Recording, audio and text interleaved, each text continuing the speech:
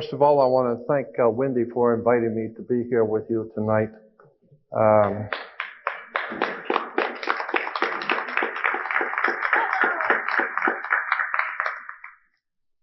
Yeah, that was a very kind gesture on Wendy's part. I wanted to speak here often in the past, but it wasn't to be. But Wendy is beginning a new year and a new project, and I think it's great, and I want to be a part of whatever she does. I want to thank you for being here, and I want you to understand that going out the gate, if you walk away understanding only one thing about me, and that is I don't wish to offend anyone, but Thomas Jefferson, I think I've got a little too much mic. Thomas Jefferson said, "I shiver when I think that God is just. I shiver for my country when I reflect on the fact that God is just." That's a very powerful statement. Because what he meant and what he was saying is that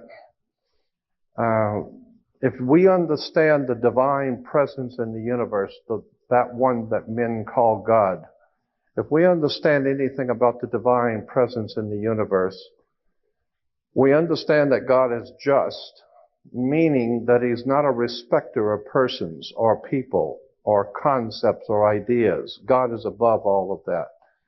The divine presence in the universe I have the highest of respect for.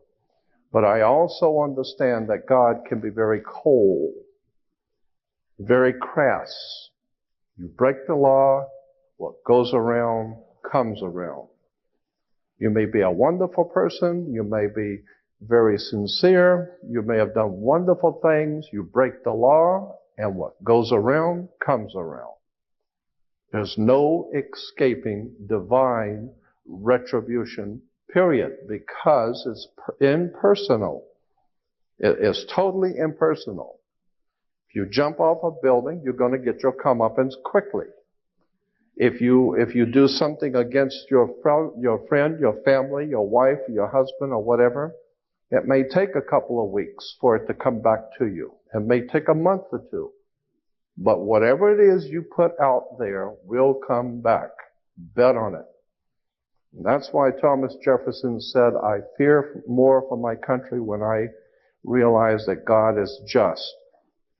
And the reason I bring that up is because there are many good people in this country who call out upon God and who want to do what is right and are praying for their country.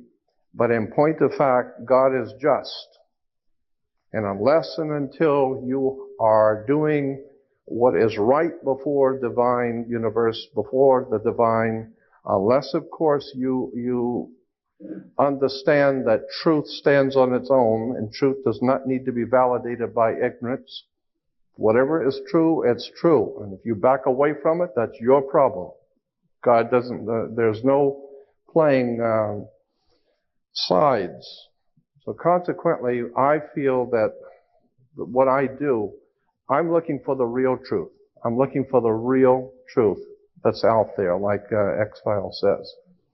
And I have come to discover that when it is that you think that you have a good understanding of something, you need to go back and do your homework because you probably don't have it yet. And every time I found that I thought I had it all nailed down, Anthony was right. I've been doing what I do almost of my life. 42 years I have been involving myself in the research of the occult and the dark side of the world. Occult simply means hidden, those things which are hidden. And I've been involved in researching and studying and living with the occult world for some 42 years. And something I have learned is that when you think you know it all, you haven't got any of it. And when you think you've got it all figured out, no, there's one higher than the high one who looks on and you don't have it yet. And that's why humility is the first thing that we need to have when we're deciding and when we're thinking about godly or spiritual things, is humility. Because as one teacher of mine once said, And I've had some very, very brilliant people in my life to help me.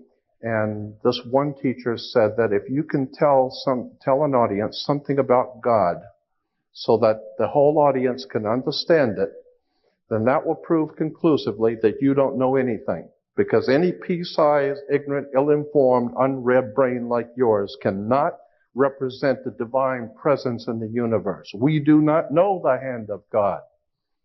All we do know is that whatever you do comes back to you. There are certain immutable laws in the universe.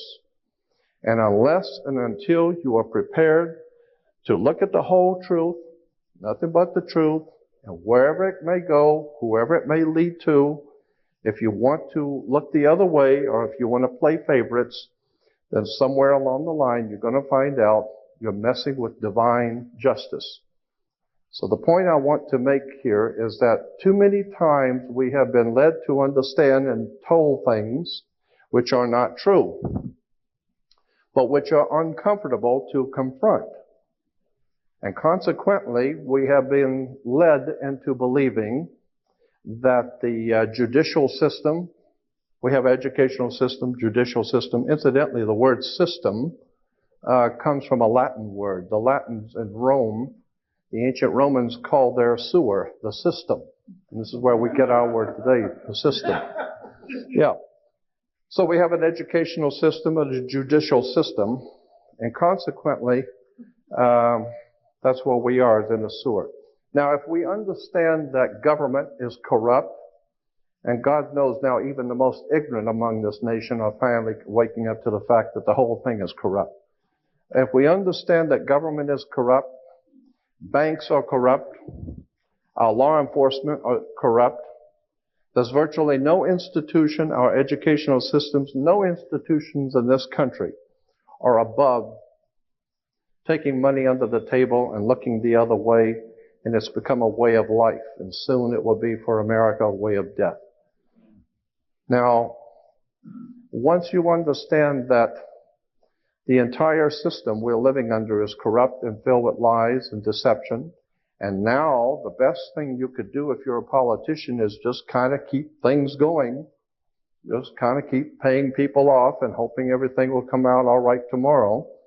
And little by little, what goes around comes around, and we are facing a terrible time of judgment, I believe, by the divine forces in the universe, which men have called God. I don't know what God is, but I know what He isn't. One of my teachers once said, you can't make God do anything He doesn't want to, and if He's going to do something, you can't stop Him. So consequently, since you can't influence it one way or the other, you should get in tune with the divine force of the universe and go with the flow. And that's what I believe, and that's what I've been trying to do all of my life.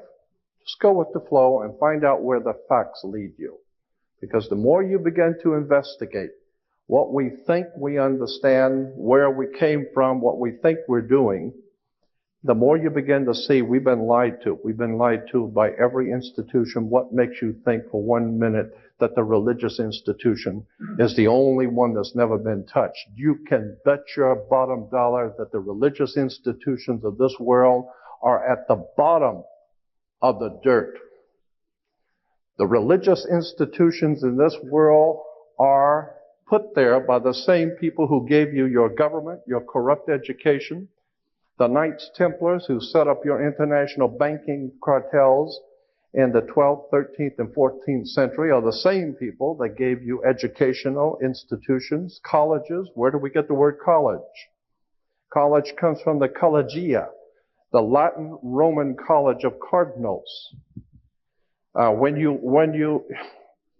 could go on for hours just give you examples. When you graduate, you come out with a square mortar board, a black square mortar board. What's all that about? Black square mortar boards. It has to do with the planet Saturn.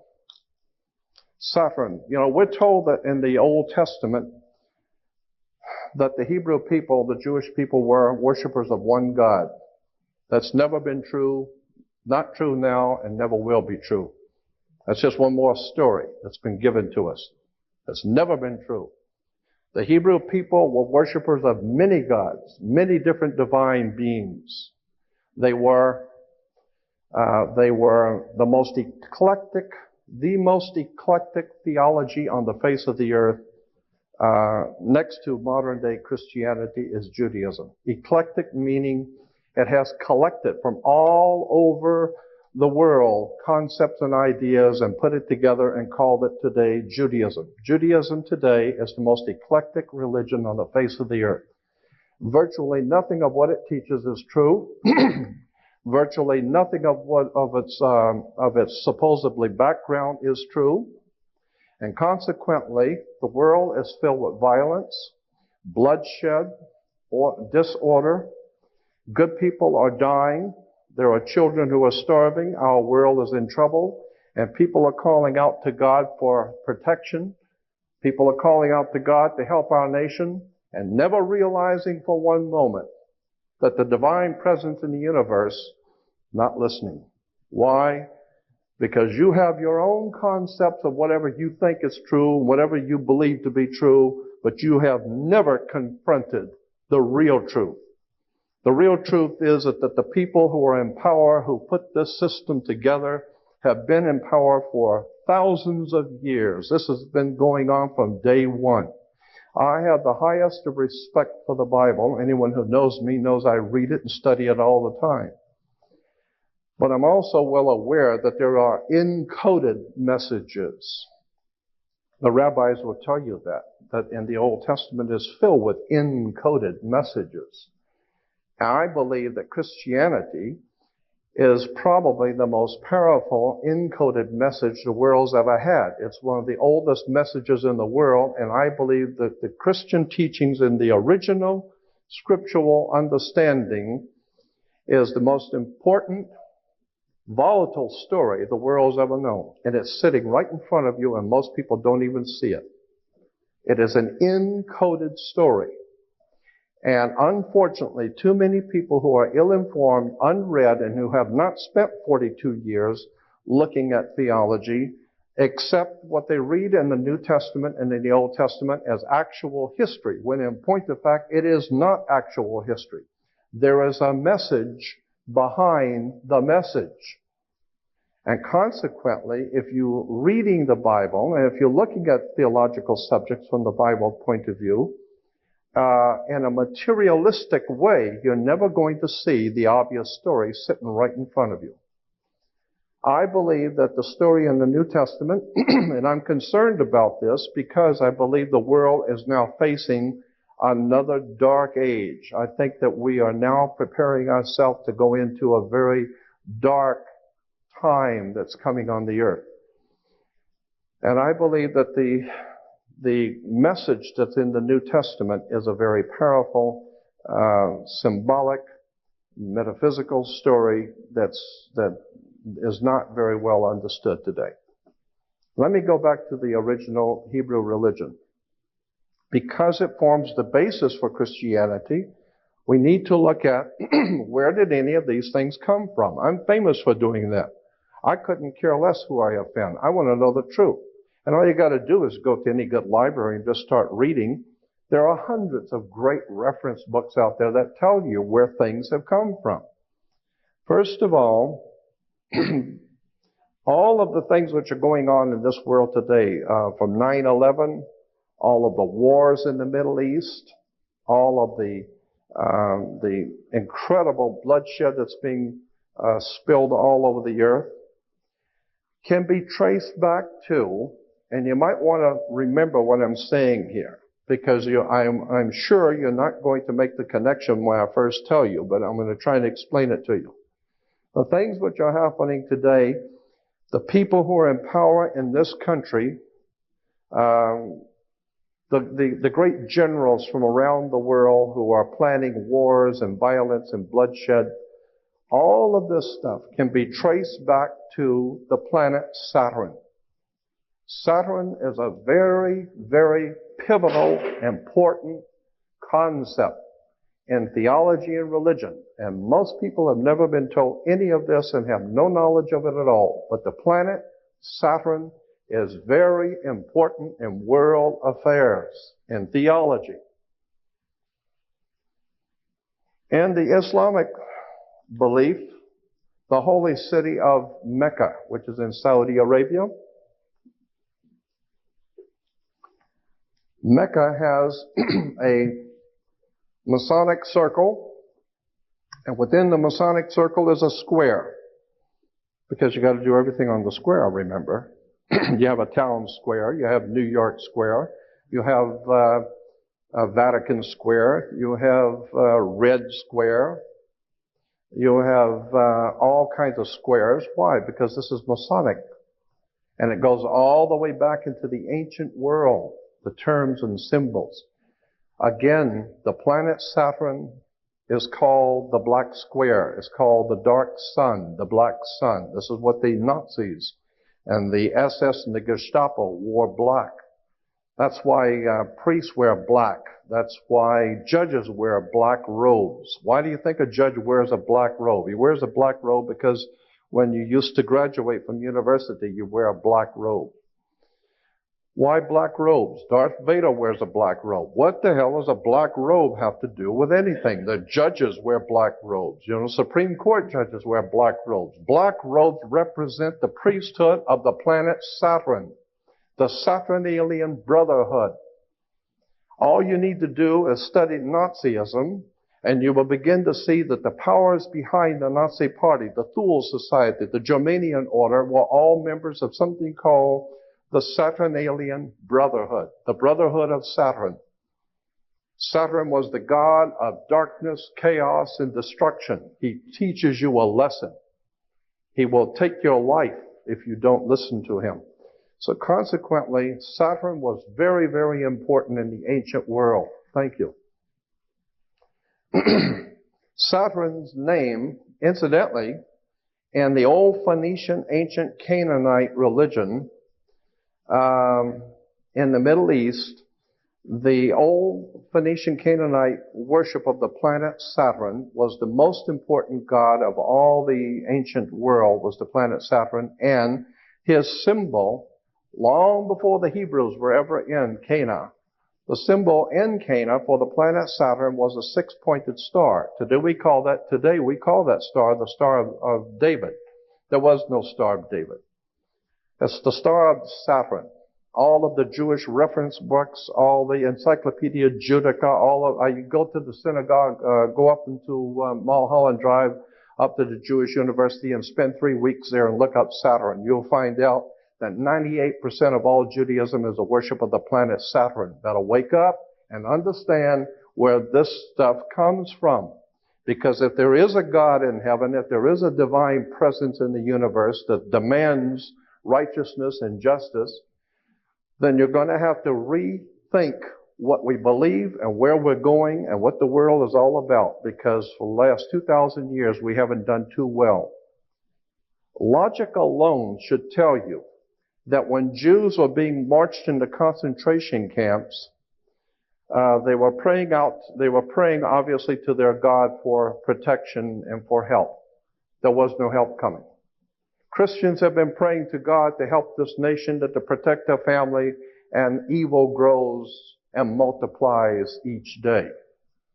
And the more Christians pray, the more evil the pervasiveness becomes.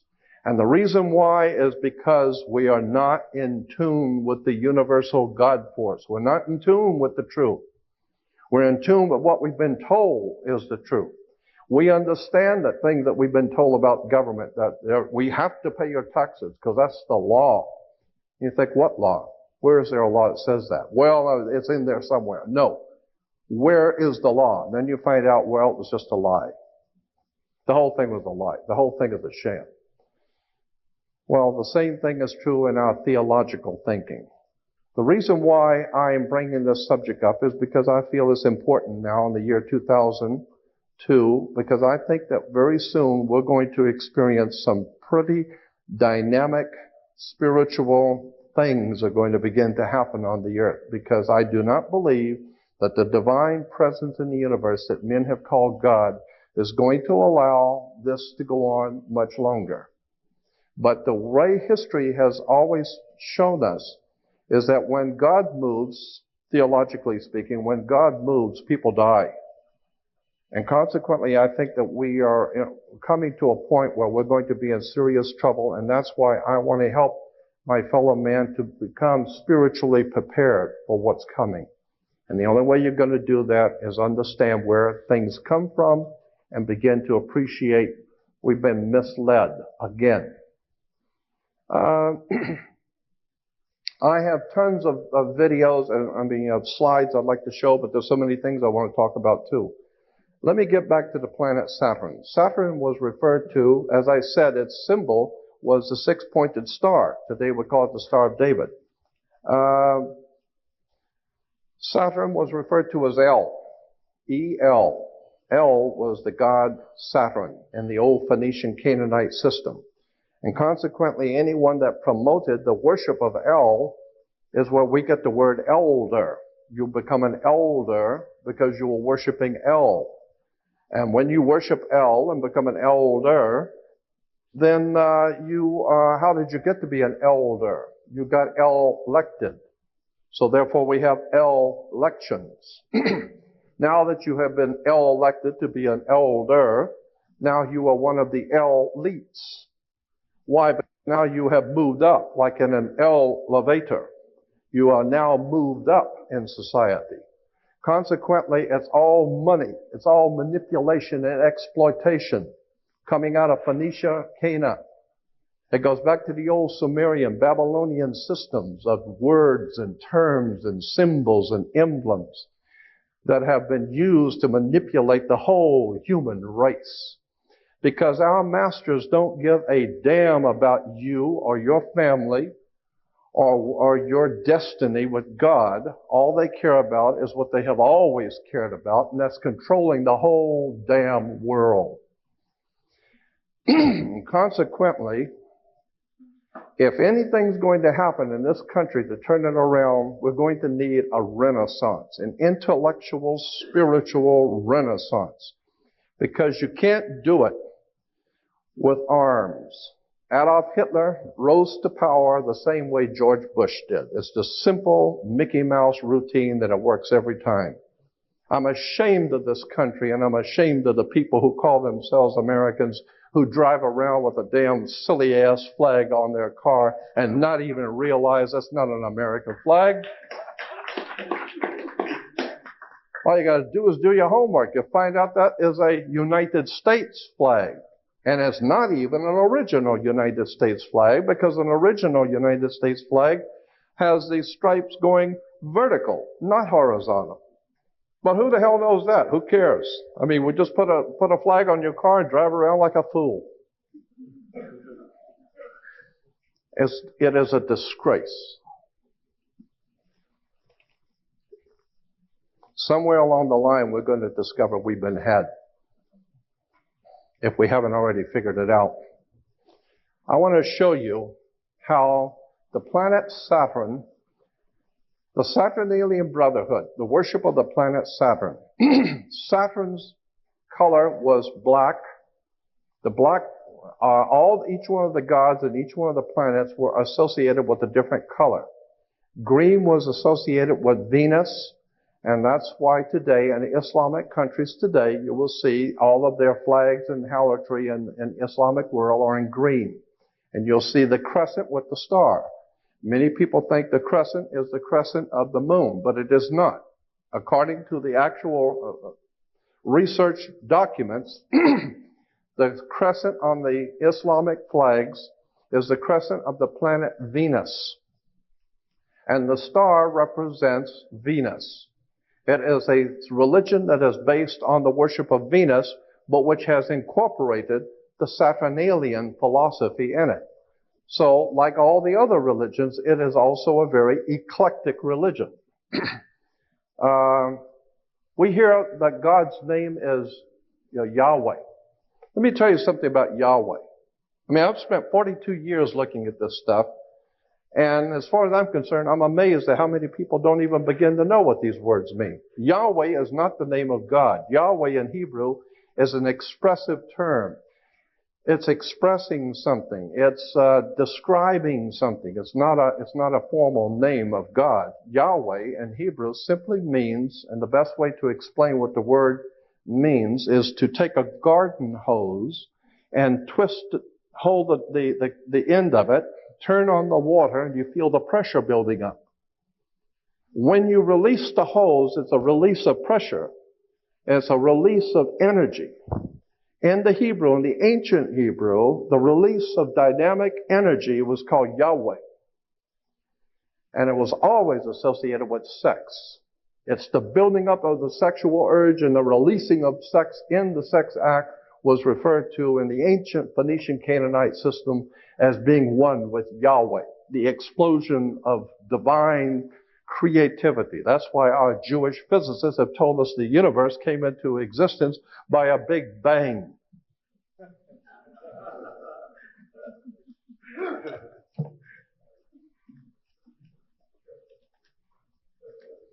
Consequently, I become very disorganized in my thinking because there's so many things I want to show you. So many things I've been wanting to tell people for years. I got to boil down 42 years into an hour or so. But suffice it to say that the planet Saturn is very important, and you need to remember that and do some research on it. And you will find that the Nazi Party was probably the most glorious Saturnalian brotherhood we've ever seen. Nazis were heavy into the Saturnalian system of philosophy, war, destruction. The ancient Phoenician Canaanites said that the women should listen to their god Saturn. They always knew Saturn had rings. So they said the women should listen to their gods. So women were to wear earrings. Men were to get married before their god, so they were to wear a wedding ring. Kings were to get crowned before their gods, so consequently they would have a round crown, the corona. The ring. Saturn is the god of this world. From that, we get the dark side of the Force, Darth Vader. Remember Darth Vader with his Nazi helmet speaking through the Masonic triangle? Somebody better do their homework. This stuff is fascinating when you get into it. In the ancient Phoenician Canaanite system, when it finally bled into Europe thousands of years ago, it formed what we call the Celtic Druidic system. The Celtic Druidic system had its origins in the old Phoenician Canaanite system. That whole area we call today Israel and Lebanon, that was called Phoenicia, Cana. And consequently, that whole system of the Canaanite religion found its way into Eastern Europe and then into Northern Europe and formed the basis theologically for what came to be known as the Celtic Druidic system. The Celtic Druidic system, one of the most important symbols, and some of you have heard me say this before, one of the most important symbols in the old Celtic Druidic system was a magic wand, like Merlin the magician with his magic wand. That's Celtic Druidic. Magic wands were always made out of holly wood. Okay? And they're still working their magic on us in Hollywood.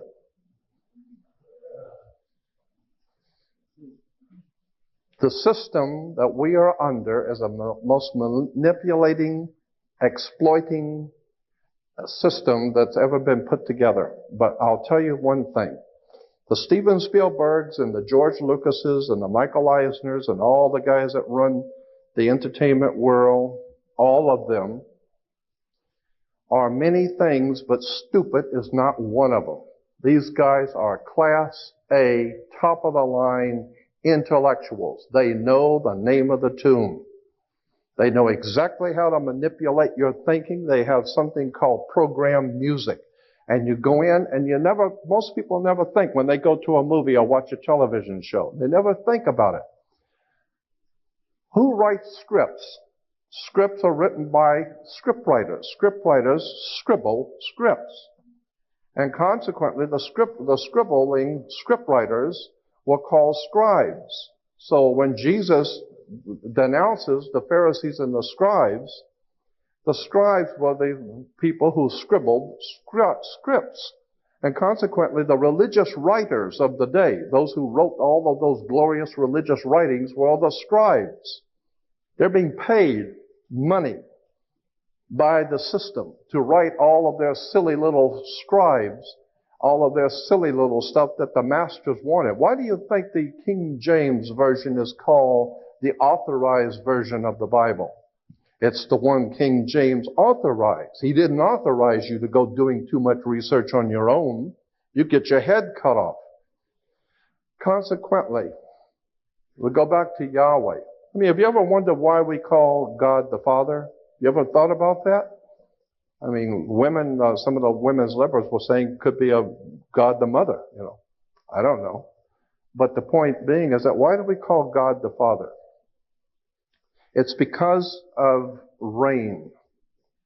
Rain is why we call God the Father. Because in the old ancient Hindu, if you go back into the old Sanskrit writings of the ancient Hindu religion, you will find that the divine presence of God, the Most High, was referred to in their language, in the old Sanskrit language of India. God was referred to as rain, R-A-I-N, rain. And consequently, the idea was that the earth was our mother, Mother Nature, Mother Earth. And Mother Nature gets impregnated with God's, the Father's sacred fluid that comes and falls on the earth and impregnates Mother Nature because everything grows. And so once a year, there was a celebration in Phoenicia, Cana, when the spring rains would come. And consequently, the Phoenician Canaanites knew that the rains were coming and it was going to bring a whole new life to the earth. So consequently, they had a celebration of spring, and it was called the marriage feast of Cana. The marriage feast of Cana. And this is in the Bible. As I said, that there are many things in the scriptures that are hidden right in front of you. And if you don't know what they mean, you don't know where they came from, you'd be surprised when you begin to look at where these stories come from. The whole idea of the marriage feast of Cana was Mother Earth, Mother Nature asked God's Son, our risen Savior, and of course the Son is your risen Savior. As a matter of fact, if it don't come up, we're dead. So consequently, the Son was our risen Savior, and so Mother Earth asked God's Son to draw water. The water is drawn by the Son, so it can grow, it can fall on the grapes, and the grapes can be made into wine, so it changes water into wine. And this goes back to the old ancient Phoenician Canaanite, and even the Jewish rabbis will tell you that. Consequently, there are symbols and ideas and concepts in government which are put there purposely to mislead you. There are symbols and ideas in all of our systems purposely to mislead you. And I'm saying that even the theological basis for what we think we're doing has also been misled. And until such time as we get it right, we're never going to have that divine protection that the universe offers you when you're doing it right. And again, what I do is not to offend anyone, but I want to show you how these things have crept into our modern day society. Our international banking cartels, which control, finance, and organize and direct all of this corruption, wars, and bloodshed, and we're all well aware of that, but most people don't know that international banking cartels go back to the Vatican. The Vatican, as far back as the 5th, 6th, and 7th century, was the power of Europe. The Vatican dominated Europe, and Europe dominated the world. Even Uniform Commercial Code, the international banking codes of the world, are based on Vatican canon law. I mean, that's why when you walk into a courtroom, why do you have to go to court? Does anybody ever wonder why you go to court? I mean, you play basketball on a court, and you play tennis on a court. The whole idea in a court is put the ball back in the other guy's court. That's right. It's just a game. Back and forth, they're throwing the ball back at each other, and the judge is there wearing a black robe. Black because of the planet Saturn. Saturn was the god of banking. That's why the judge sits on the bench. Look it up. Look up the word bench. You will find the word bench is a Latin word for a bank. So the judge rules for the bank. He don't care who's going to win or lose. Somebody's going to pay. And he's going to get paid. What does he care? Okay? So consequently, the judge rules for the bank. He sits on the bench. The whole idea is you're in court to play ball back on the court. How do you play tennis on a court? You play with a racket. Why? Because the whole thing is a racket. They're using terms and symbols and emblems. And they're playing on you. You know, a lot of people think, well, these are just play on words. Don't bet on it. We have something called the California criminal justice system. Criminal justice, not American justice system, not the people's justice system. It is a California criminal justice system. You think that's by chance? Think about it. You think that the government makes mistakes? The only mistake is that you're thinking that they're making mistakes. These guys know what they're doing. When they say criminal justice, they know what they're talking about. The criminals are in charge of the justice. That's why it's a criminal justice system. Okay? The mafia runs this town. I personally know that. Los Angeles is run by the mob. If you don't think so, they got their own license tags.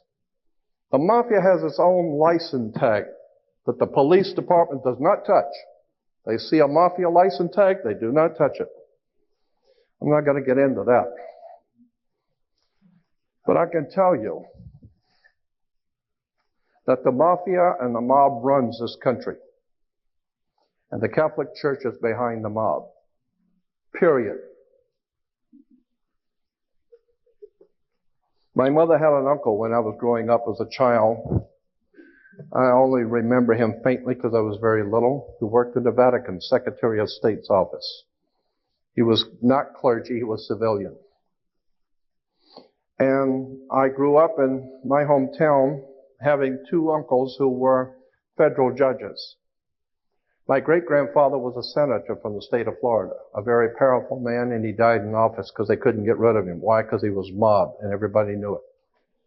My Uncle Joe Valenzino used to come over every now and then with this big cigar and sit, and my father used to tell me, don't you ever, ever ask Uncle Joe what he does for a living. Ever. You just take whatever little presents and be cool and sit down, and if you open your mouth, I'll knock your teeth out. Okay? So I understood. There was a system in operation. My mother, my beloved mother, my father, my family, all of my family, including myself, were born and raised Catholic. So I'm not talking about the Catholic people. I'm not talking about the black people. I'm not talking about the Jewish people. I'm not talking about people. I'm talking about political organizations. We're talking about institutions that are financed all over the world. Huge, powerful financial empires. That's what I'm talking about, not the people. So I grew up understanding that there was a whole system in operation, and I decided at the ripe old age of 18, when I left home to come to California, I wanted to be on my own and do my own thinking. And I started out immediately collecting and reading books on Nazism, the communist movement, the philosophies, all the different occult sciences.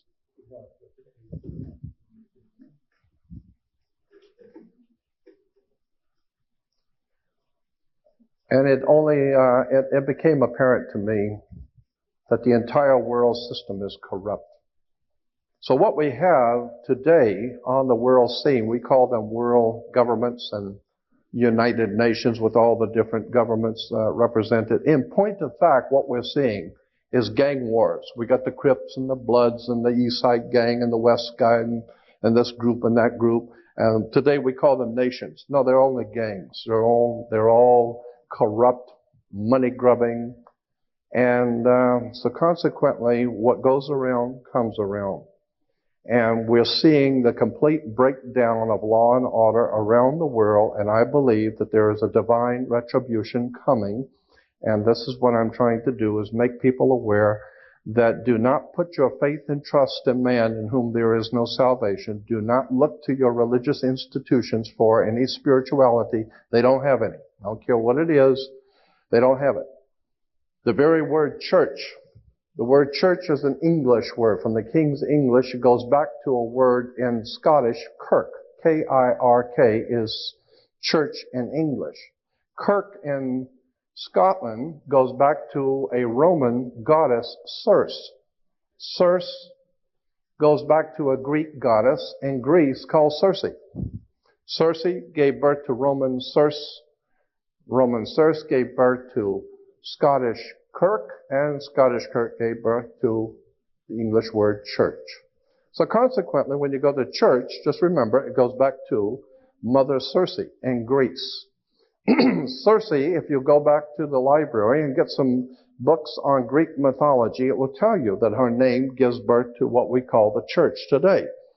And Mother Circe was able to hypnotize people and bring them into her home, hypnotize them, and so that they would lose their mind and become animals, and then she would feed off of them, eat them and feed off of them. That's Greek mythology, Mother Circe.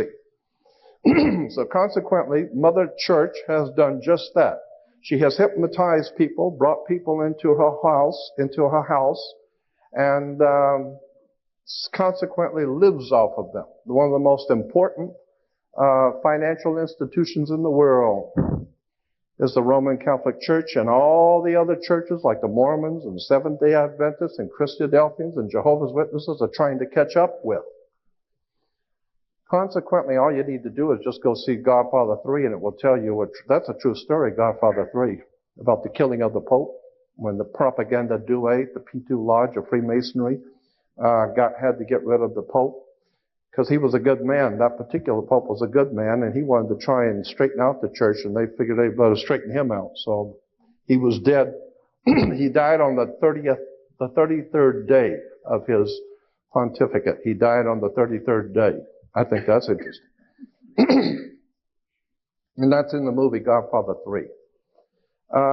Consequently, I don't know if you know this or not, but at the end of the Second World War, they show you another facet of the church's work.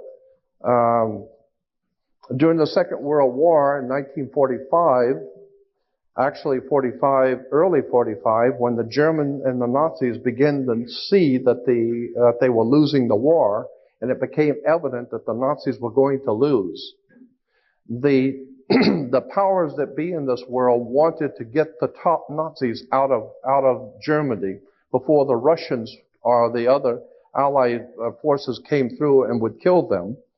And so consequently, the Vatican, along with the CIA, the American CIA and the Vatican, made a deal where the Vatican would provide for all the top Nazis their false passports, false ID, and slip them out of Europe and send them to Central America, South America, Uruguay, and Paraguay, which incidentally those two countries were founded by Jesuits.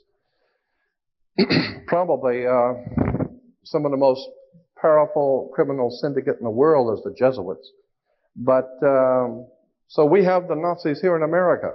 You know, we went to the moon supposedly with good old American ingenuity, like Dr. Werner von Braun and all those other Nazi fascist murderers that came here who are making money off of this people. And I just amazed when I watch the space shuttle taking off and you see all the Americans standing out there in Florida watching the space shuttle take off and everyone's applauding.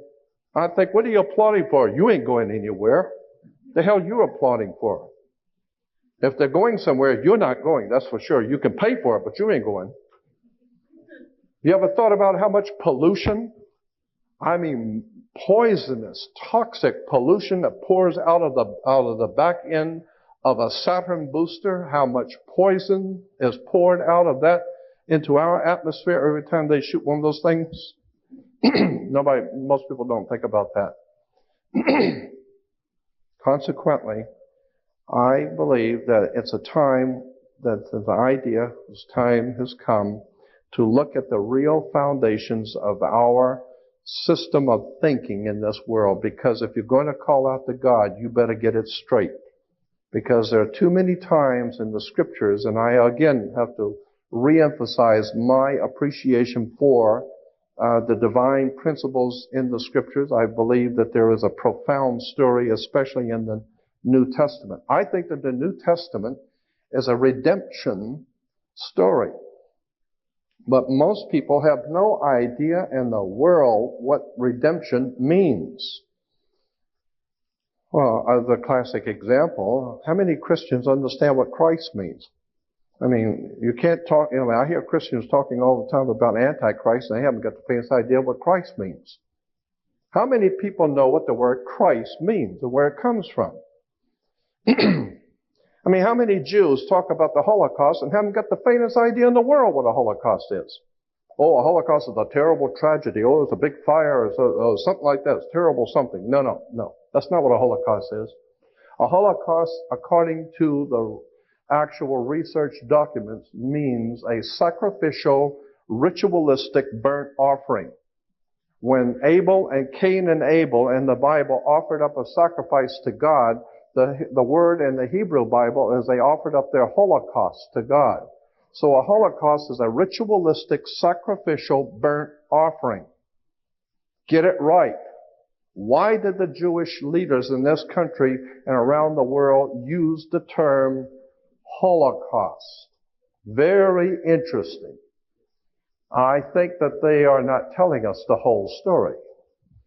Consequently, as I said, how many Christians use the word Antichrist and don't even know what the word Christ means? Christ comes from Christos. Christos in Greek means oil. That's why you have Pillsbury cooking oil called Crisco. Crisco is Christo. Christo is Christ. So Jesus Christ is Jesus the oil. I mean, that's what it means. Jesus oil. Okay? You say, well, Jesus, why? Well, because Jesus was the anointed. When you always become anointed with oil. The kings in Israel were always anointed with holy oil, so they became anointed. You know what the word anointed means in Hebrew? I don't want to get into that right now. Basically, anointing comes from the word sex.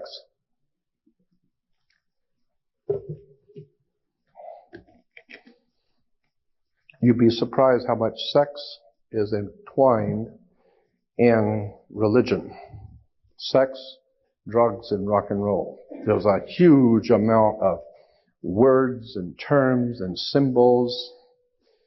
And when we begin to see how these stories have been put together and misrepresented, again, I believe that the Bible has been misrepresented. I think that if you go back into the ancient world and begin to see where the Bible comes from, who wrote it, and you begin to read the encoded story, it becomes fascinating stuff. And when you understand that, and I do a whole lecture, sometimes it takes 4 to 5 hours for me to do it, on astrotheology. Astrotheology is the basis for all religion on the face of the earth. It's called astrotheology. Happily, most people don't know that, so nobody's offended. But most people do not realize that astrotheology forms the foundation for virtually all religions on the face of the earth. It has to do with the worship of the heavens. And if you go back into the most ancient times, and this is a subject I've always loved, is ancient theologies. If you go back into the most ancient times that we know of, all nations of the world and all the ancient world agreed that the most evil presence on the face of the earth, the most evil thing in all the ancient world was darkness. When the sun went down, it gets cold and the boogeyman comes out. And all of the predator animals come out. They're coming out because it's cold and they're looking for something to eat. And humans are not designed to live like that. Humans have thinner skin and are designed by their creator not to live like animals. I mean, we couldn't live in a forest like a deer that is sub-zero and it doesn't seem to bother him. You'd be dead in about an hour. But the point being is that darkness was the most evil thing that man had to face. And consequently, all of the predator animals came out at night and it got cold.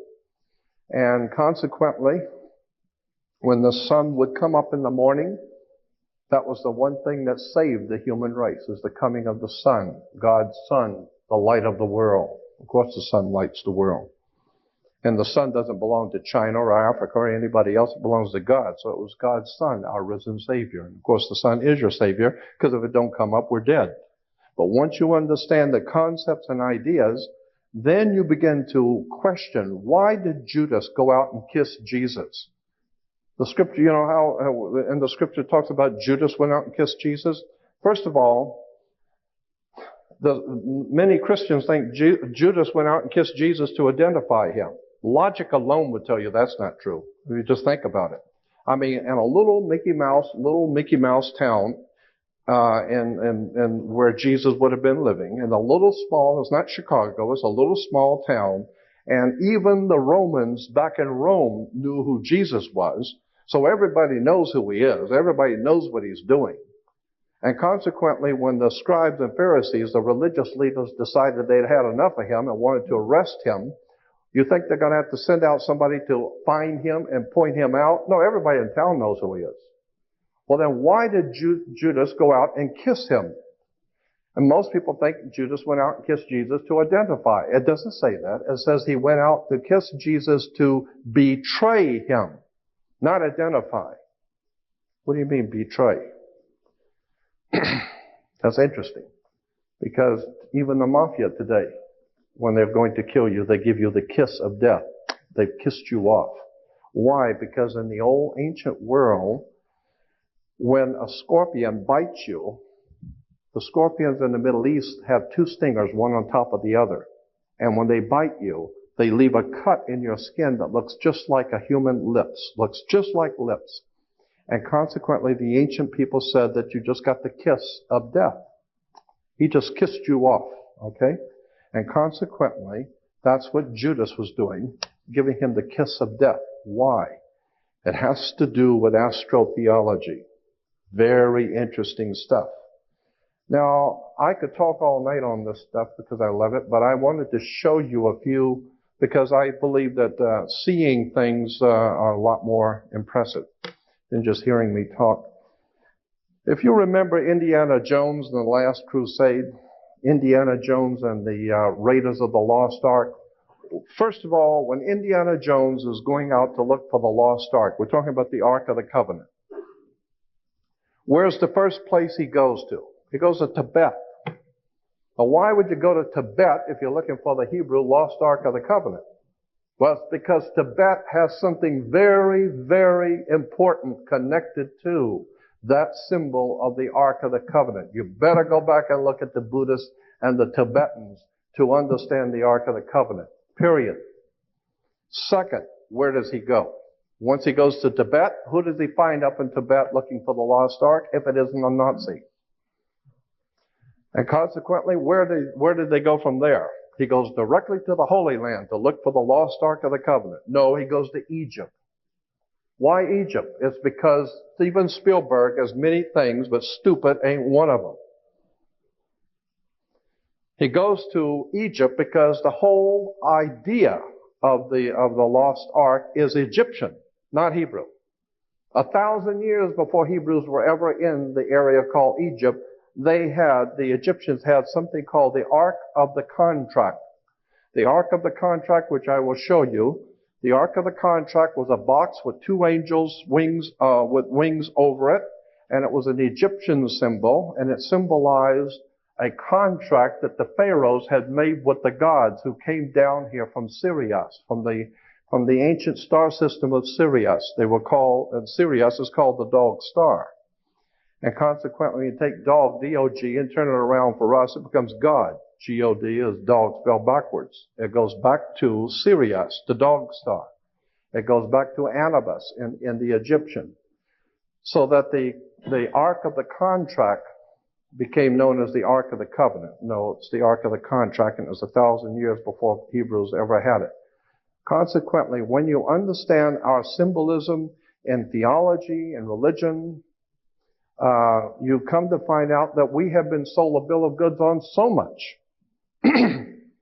And why do you have these institutions that the religion, philosophy, politics, all of these systems are institutions which are being financed, organized, and directed by the people who mean to put you into bonds and chains.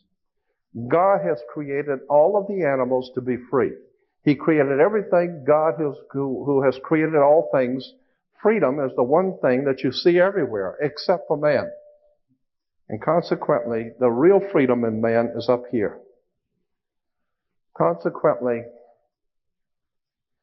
the old Hiram Mann, one of the first governors of the state of California, Hiram Mann said, I think it was Hiram Mann that said, when no man is safe, when freedom fails, the best men rot in filthy jails, while those who cried, appease, appease, are hung by those they tried to please. Meaning that there can never be a common cause with darkness. There's no place for light dealing with darkness. You have to know the truth and seek the truth, and the truth will set you free. That's an old adage, but it's true. The more you educate yourself, the more you understand where things come from, the more obvious things become, and you begin to see lies everywhere. And now you're in tune with God, and now you can begin to see where things have come from and where they're going. Let me show you a few slides, because I got tons of them, and you don't have to put that in right now. No, I just got that just in case something were to happen. Okay. So let's assume that it's not going to. Never assume anything. Yeah, I know that. Last time I did, I was wrong. Okay, look, let me just give you some examples of the kind of thing I'm talking about, the things that we see every day and we don't realize where they've come from.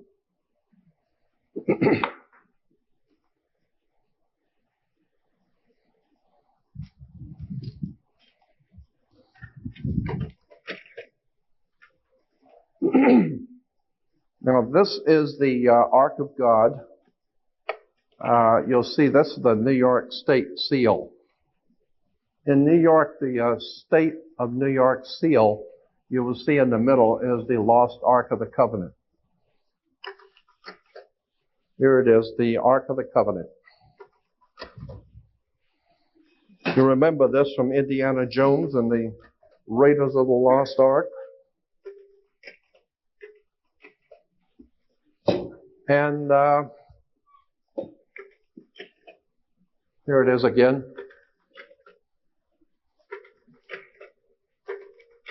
Incidentally, the ark, the box itself represented the ability to give life.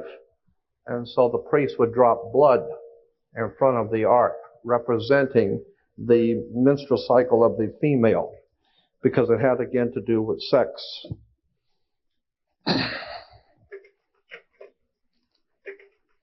So we see bringing the Ark of the Covenant, okay? Now, from Smith's Bible Dictionary, we're given to understand that the box with the handles and the angel's wings, etc. Smith's Bible Dictionary. In Smith's Bible Dictionary, look up the word ark. But I had a larger. Anyway, the word was adopted from the Egyptian. There's an Egyptian ark. It goes on to say that the ark was an ark of the contract in Egypt, which was copied later by the Hebrews and called the Ark of the Covenant. Here's a dictionary of the Bible, another one. And there again, you look up the word ark and it will tell you it was an Egyptian ark. The Egyptians had and came up with the idea of a sacred ark. There is the ark that was found in King Tutankhamun's tomb when they found the tomb of King Tut. There is King Tutankhamun's ark that was found in his tomb. Here it is again. You will see the Egyptians carrying the ark. Again, you will see at the top left, they're carrying the Holy Ark. This is Egyptian, not Hebrew. This is 1,000 years before Hebrews were ever even near Egypt. They had the lost ark. Now, here's an interesting, well, wait a minute. I'm getting ahead of myself because I want to jump around a little bit. On that first one, I'm going to I'm not going to go through all of these. I want to jump around a little bit. I just wanted to show you that to give you an example of the ark. Now, the next one. The next one is Solomon's temple. We're told about King Solomon's temple. Incidentally, there was no King Solomon. So don't look for King Solomon in history because there was no King Solomon.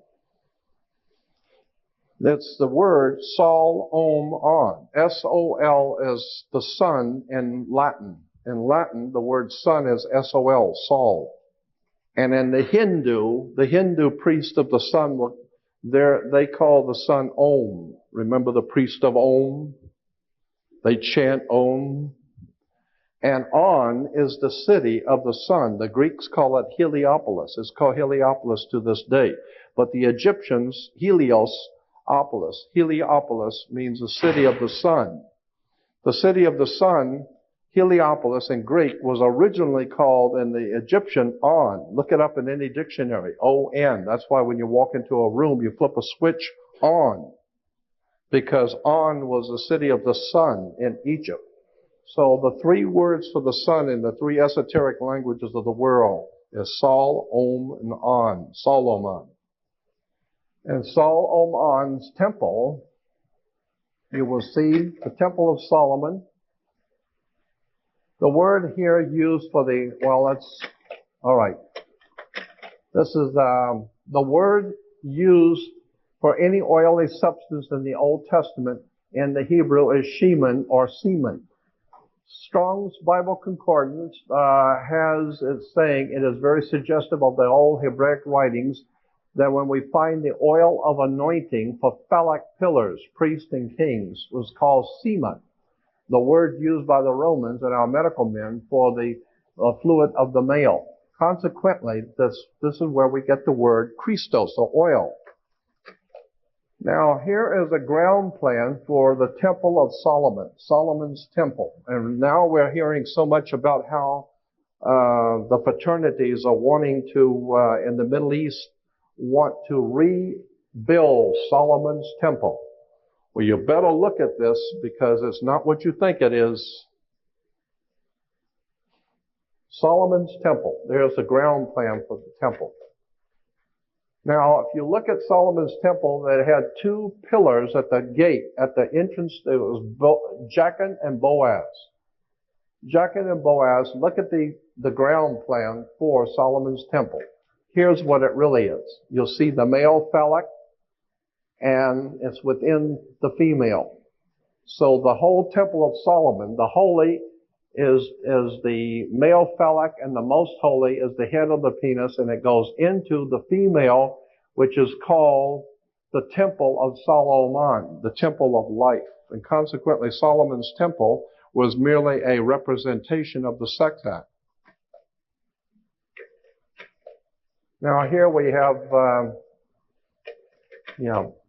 down at the bottom it's showing the same thing. So this is why you will find on churches a big phallic. So when you drive by churches, you see these things, they're called colonnades. Colonnade. Incidentally, that's why Colin Powell, ABC News, about a year ago, said, it was interesting. They said Colin Powell, his actual real name was Collins Powell. Collins Powell. But all the politicians around Washington, D.C. thought he was so full of it, they call him Colin Powell. That's where he gets it, Colin Powell. And that is a representation of the male phallic, and it's on a church. Again, this is why you priests have to go to a seminary.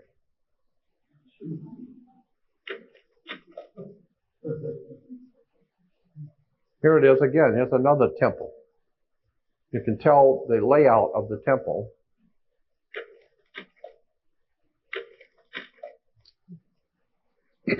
No, that's not Bill Clinton. This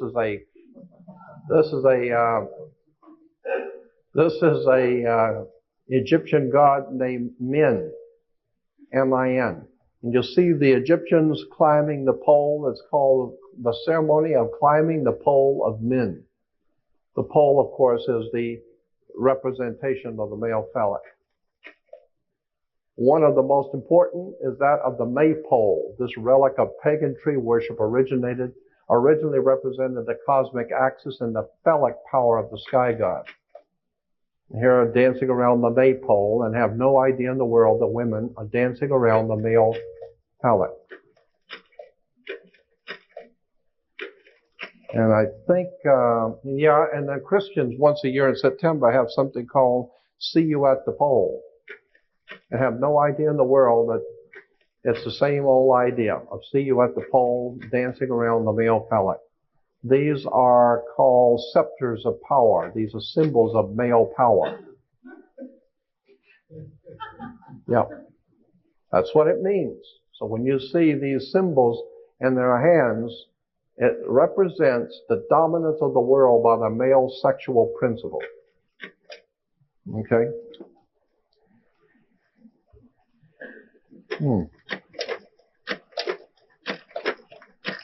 Okay. Even the playing cards like the Jack has, that's why it's called a Jack. It goes back to the Bible, Jack and the pole. And here's something we call the pillar of life. You'll see these two pillars. There are always two pillars representing the male phallic. In the old ancient Phoenician Canaanite system, there are always two phallic. You'll see them there. There we have the sacred stone phallic pillars. Always you will see these were penis head gods in Assyria. There were always two of them. In India, in Japan, in Rome,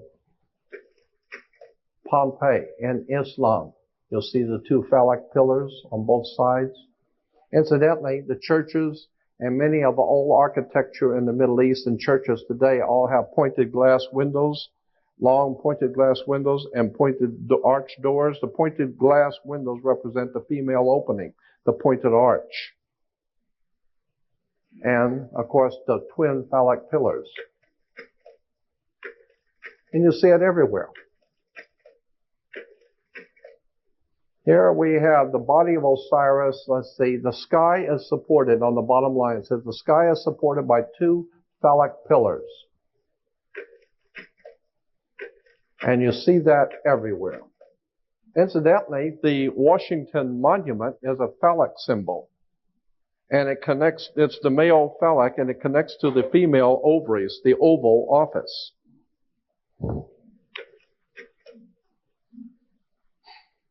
The Egyptian idea, the Egyptian convention of twin phallic pillars at the temple gate was copied by the temple at Jerusalem, where the right pillar was named Jachin, God makes him firm, and the left pillar was named Boaz, eagerness and strength. What are we talking about? Jachin makes him firm, and eagerness and strength? That's in the Bible, 1 Kings. Temple of Solomon represented sex, period. And there are the temple. There it is again. You'll see the temple and the two phallic pillars and Solomon's temple. There they are. Jachin and Boaz. Two male phallic pillars in front of the temple. Incidentally, that's where the word temple comes from. The house of God, or the house of El, a temp El. The house of El, the house of the god of Saturn, the temp El. And on all the temp Els, you always had the twin phallic pillars.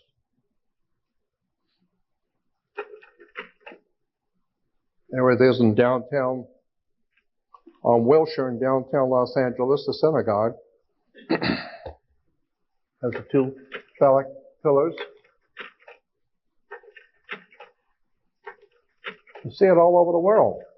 All over the earth you see twin phallic pillars going all the way back to the Phoenician Canaanites. This is over in Pasadena at the British Israel Masonic Ambassador College. What is that? What is the symbolism there? Anybody, am I the only one seeing with the symbolism there?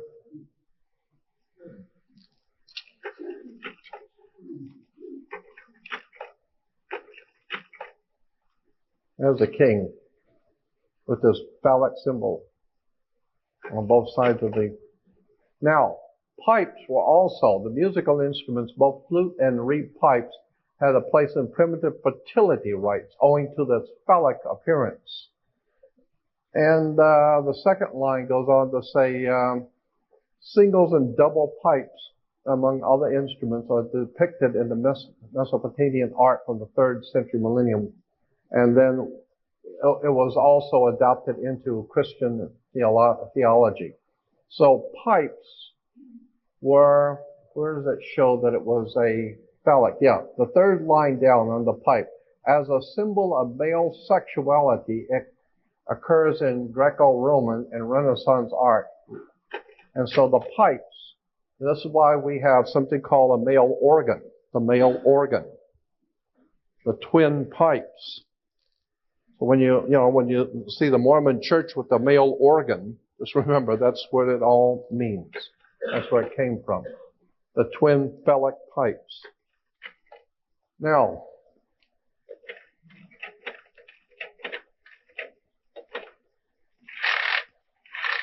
enough of that is enough. We'll go on to the next one. Again, while I'm doing this, is I'm showing you how things we think we understand and we're used to seeing never even occurred to you what these things mean. Let's see. This one goes from 27. All right. Okay.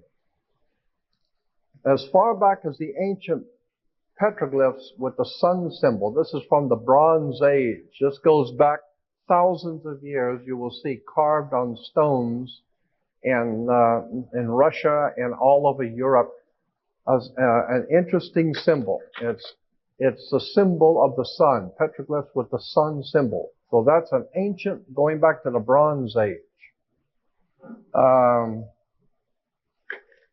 You will see this ancient sun symbol. This is the Nordic sun symbol. The cross on the circle. This is why, incidentally, you drive by churches today, you'll see many churches have the big cross and a circle in the middle. The circle in the middle is the sun that dies on the cross of the zodiac between north, east, south, and west. Incidentally, if you take north, east, west, and south, that spells news. Anything that happens in the world is news. North, east, west, and south. Anyway, let's go on with this. Here it is again. The old ancient prehistoric symbol of the sun. Going back to the old Phoenician Canaanites, this is Sumerian. Sumerians actually had the same symbol. The Buddhists and the Hindus in India have the symbol. The Aztecs and the Mayas had it. It's everywhere. The cross in the middle of a circle. One of the oldest symbols in the world for the sun.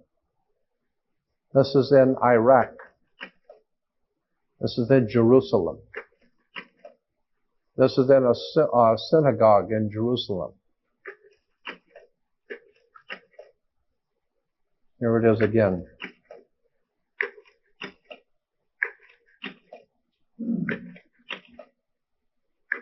Always is the cross in the circle. And showing that children are taught to pray to the cross in the circle, which goes back to the old ancient Phoenician. And that even prior to the ancient Phoenician goes back to, and here's the host with the cross on it, the circle.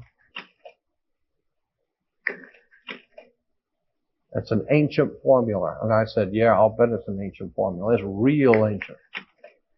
Far more ancient than you would suspect. On the caps of the French used to carry it. That's in Freemasonry. Churches. Rosicrucians. Queen. Queen Mum. There's Queen Mum with the Symbol of the cross. This ancient sun cross of the most ancient people of the world. And today it's still being used all over the world, and people have no idea in the world where it came from. Even the Nazis. You'll see the Nazis had the sun cross.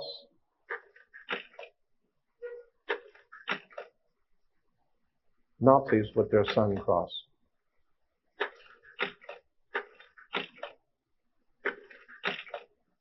Now, while this may not seem very important, you need to understand the reason why it's important is because, and this will only be just a moment,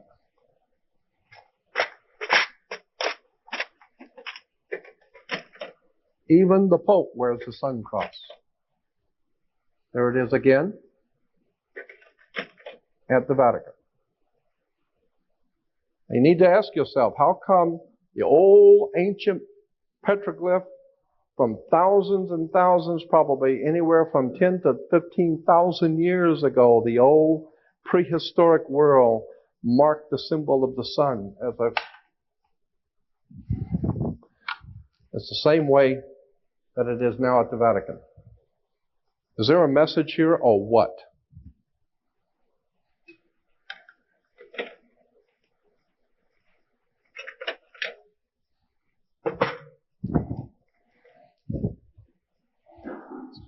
So when you talk about God's sun being the light of the world, you better look at it, because there's something else going on here.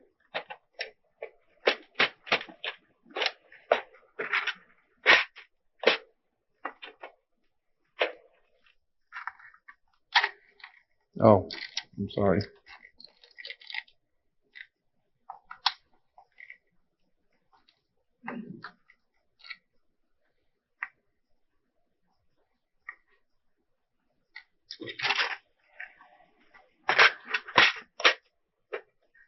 Now, what is this? This is number 5. Yeah, this is number 5. Okay. Okay, yes. Now, we're talking about the law before, and Moses is the lawgiver. Actually, the word Moses is a Egyptian word, and in the ancient Egyptian language, the word Moses meant the son of.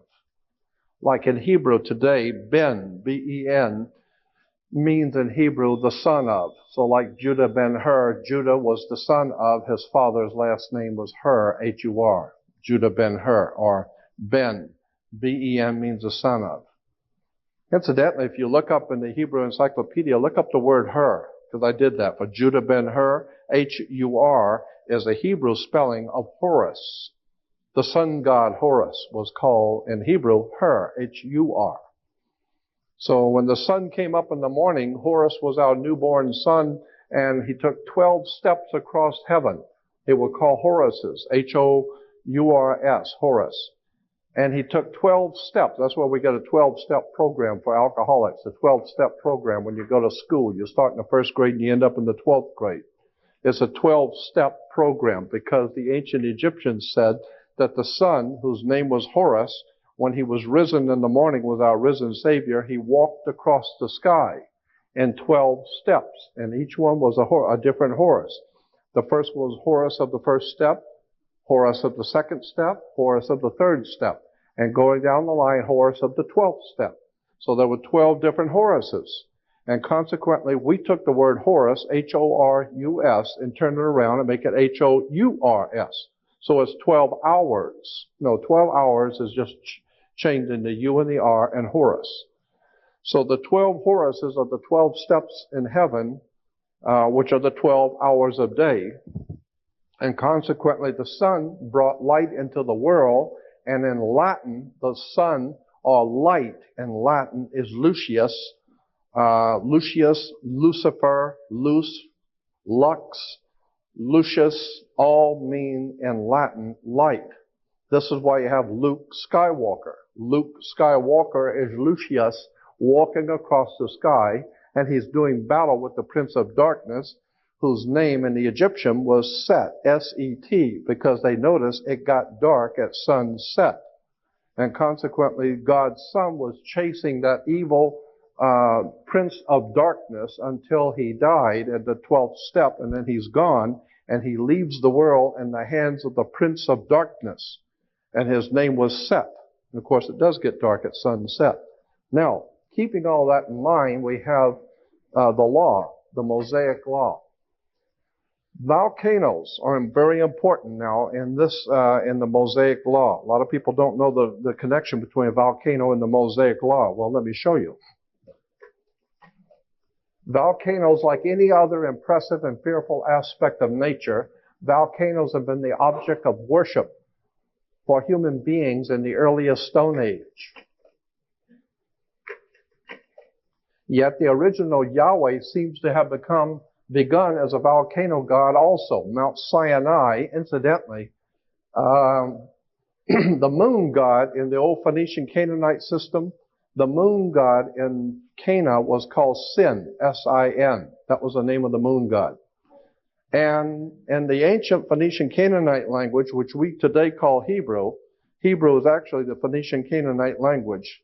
The word for a mountain is Ai. And the ancient Phoenician Canaanite, Ai was a word for the mountain. So the mountain of the moon god was Sin, and the mountain is Ai. So they put it together and becomes Sinai. Mount Sinai is nothing more than the mountain of the moon god, which, I don't care. If you think that's holy, fine. But there's nothing holy in Israel. There ain't never been nothing holy in Israel. There's nothing holy in Rome. There's nothing holy in Salt Lake City. There's nothing holy in Rome. And there sure as hell is nothing holy in Mecca. All of this is a play on words and terms, and that's why you can call out to God, and all the nations of the world can call out to the divine to protect you and to protect your country, and there's no protection coming. God did not step in to save the Jews from Hitler, and it does not appear that God's doing anything to step in to save this country. Why? Because like Thomas Jefferson says, I fear for this country when I remember that God is just. Meaning that until you get yourself in line with truth, and until you've got this correctly understood the divine presence in the universe and what is truth, and until you do that, don't call out to God. And remember how in the book of Isaiah, when the scripture says, the scripture says in Isaiah, God saying to the people, when what you dread comes upon you as pregnant pains upon a pregnant woman, as pains of distress upon a pregnant woman, when what you dread comes upon you like pains of distress on a pregnant woman, do not call out to me to help you. Do not call out, because I will not be found.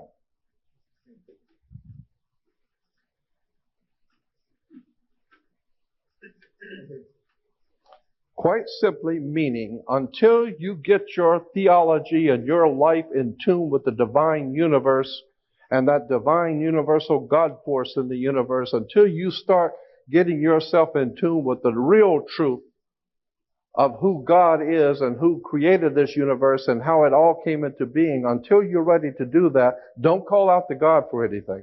Because God is going to do whatever He's going to do, but just make sure you don't get in the way, thinking that you're doing something wonderful, and come to find out, no, you're part of the problem.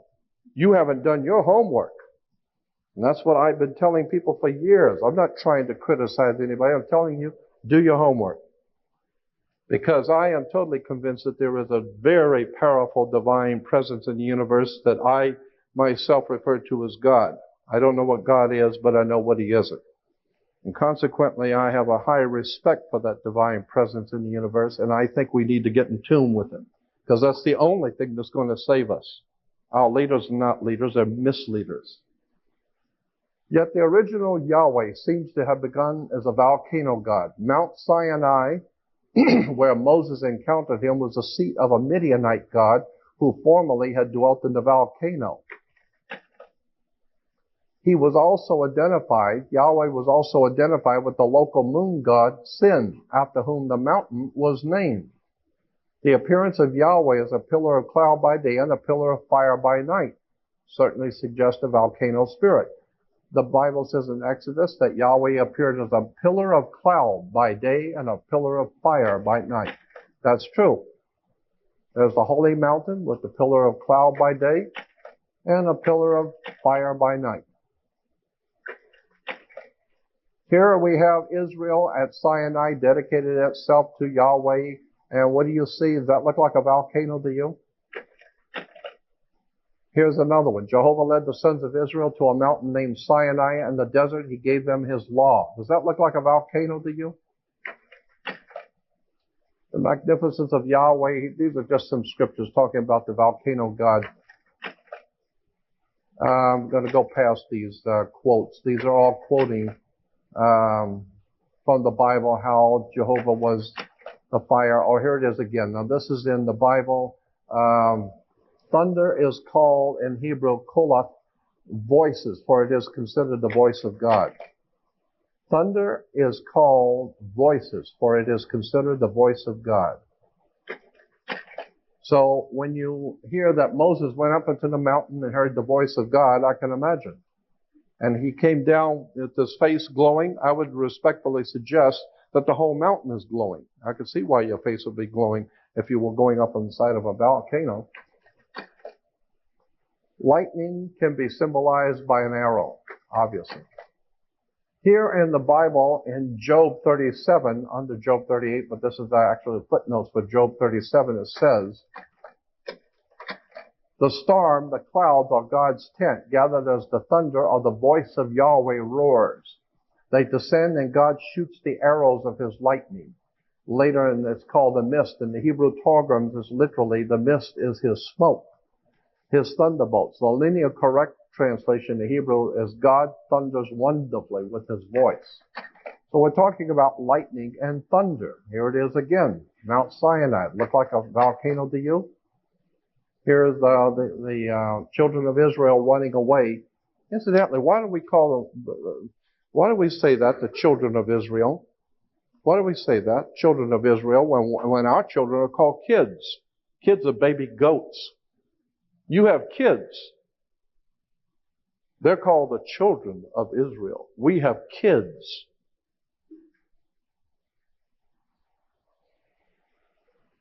Mount Sinai, does that look like a volcano to you? Here is Moses. Incidentally, Moses takes the law and he throws it down and breaks it. He was the first lawbreaker. So you don't want to be breaking the law. Does that look like a volcano to you? There's one Hebrew telling another one, that's a volcano, airhead. See it?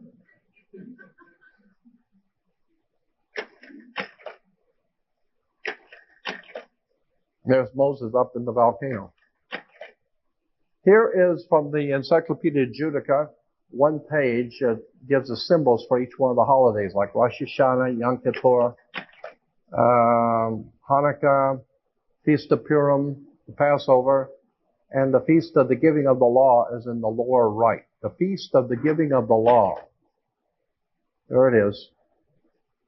The Feast of the Giving of the Law. Does that look like a volcano to you?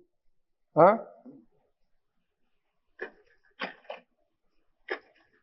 Now, here's part 2, and if you know where I'm going with this, don't comment. Let me go there, because a lot of you will jump ahead and know where I'm going with this.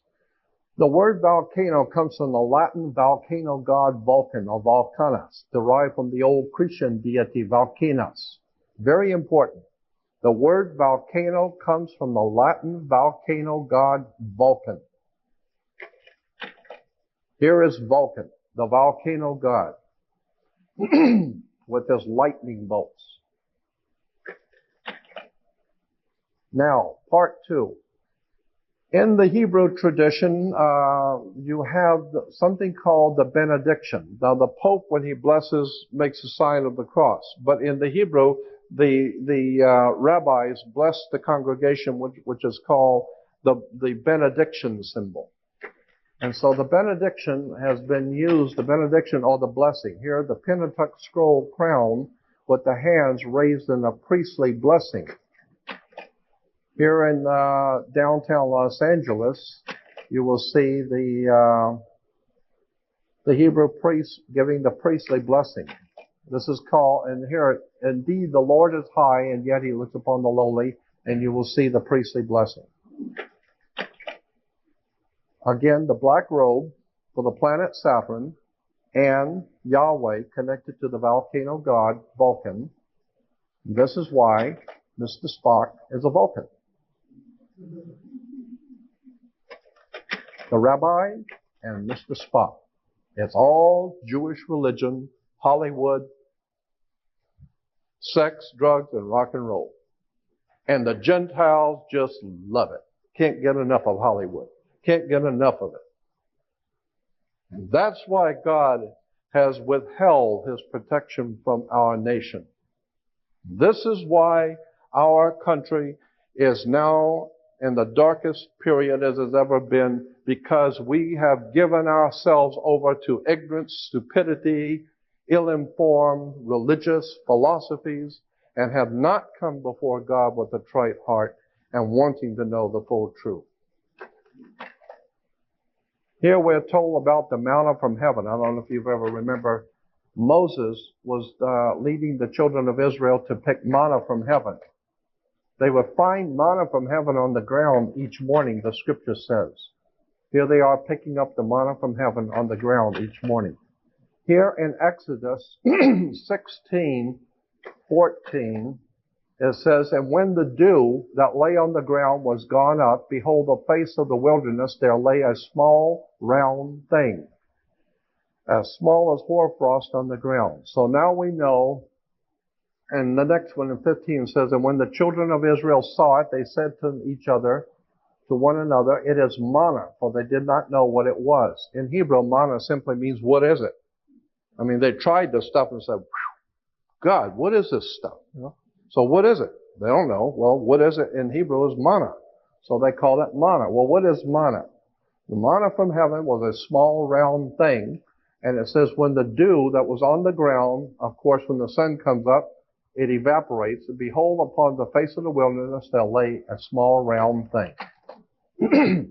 Manna, meaning Hebrew, what is it? And it's 7 characteristics from the old ancient world. Small, round, wafer-like, sweet, could be hard, can be melted, and it was obviously from heaven. Because when you ate the manna, you could talk to God. Well, now we found out manna was a small round thing, mushrooms. And here are the priest of Israel. Here's the Hebrew priest of Israel wearing a mushroom on his head. The mushroom headdress. I've often wondered, see, because the mushrooms were a hallucinogenic drug. And I've often wondered, is that why they call the priest high priest?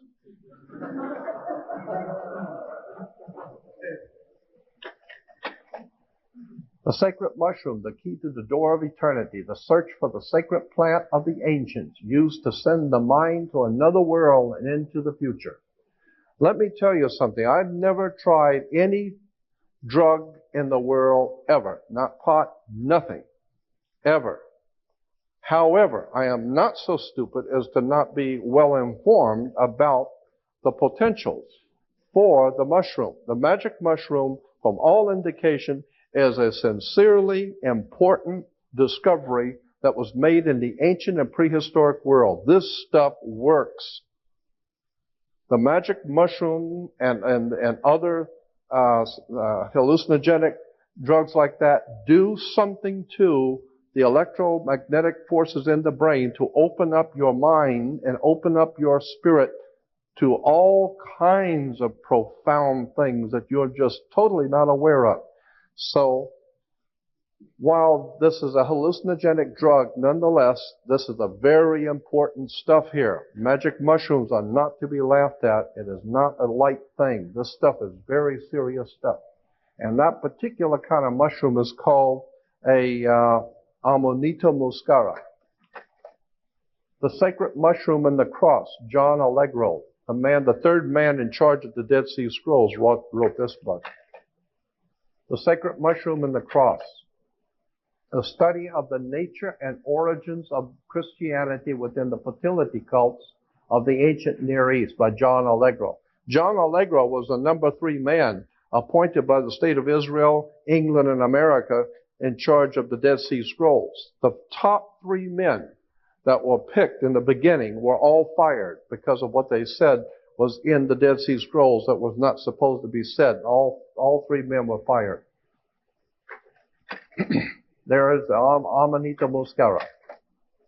Here in the catacombs of Rome, under the Vatican, you will find paintings in the old catacombs of the Amanita Muscara being the sacred tree of knowledge of good and evil. Well, the whole concept is if you take the mushroom, it opens up your mind to all kinds of off-the-wall things. And of course, you can talk to God. Here's a small group of mushroom heads. Here's another bunch of them. The chump there with the big beard looks like he's been on it for a while. Some more mushroom heads. There they are. So when you see these mushroom headdress, just remember that's where it comes from. Mushrooms. The high priest and all the ancient world, all of them took mushrooms. Okay? So that's it on that. There it is. The high priest of Israel with the mushroom. Now,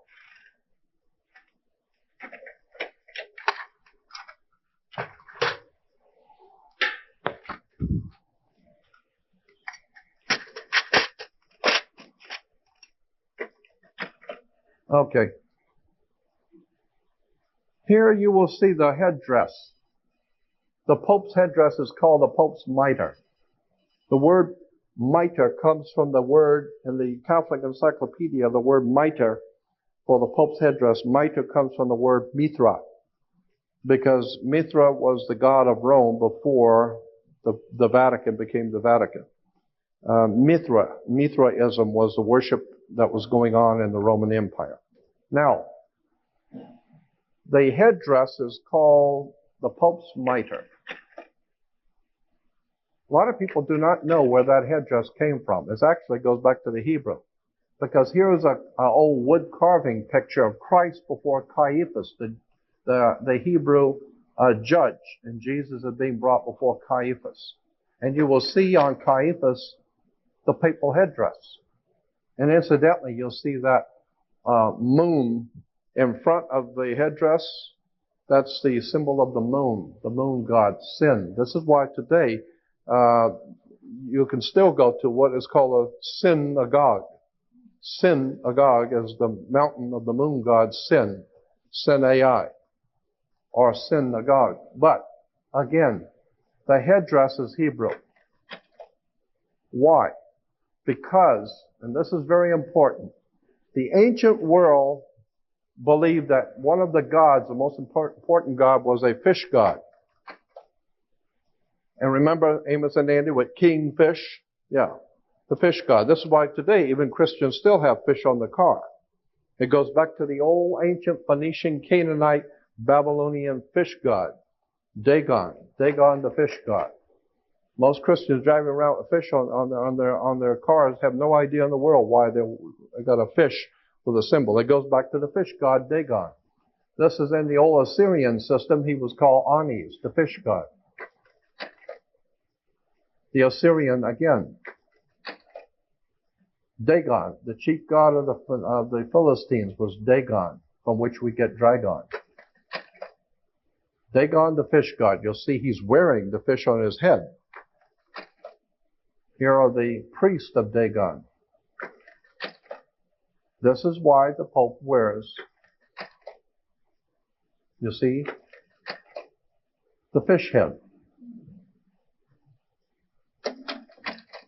The fish head of Dagon, the old pagan fish god of the Phoenician Canaanite, ancient Phoenician Canaanite, Assyrian, Babylonian, Sumerian worship of the fish god. So, when you see the Pope, just remember that headdress is the worship of a very ancient pagan god. Here it is again, the fish head.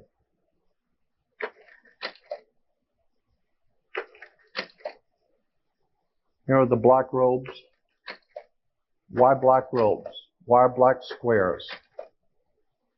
The black robe is the black robe of the planet Saturn. Again, here are the Here are the judges all swearing allegiance in Nazi Hitler. And here are the priests in, incidentally, the priest uniform is called, here it is, just a minute, all black robes. Why black robes? Darth Vader wears a black robe. Yeah. Devil worshippers wear black robes. Ayatollah Khamenei wears a black robe. Yeah. Yeah, Omar Gaddafi wears one too. There they are. Some of the most bloodletting murderers the world has ever seen. The Order of the Garter.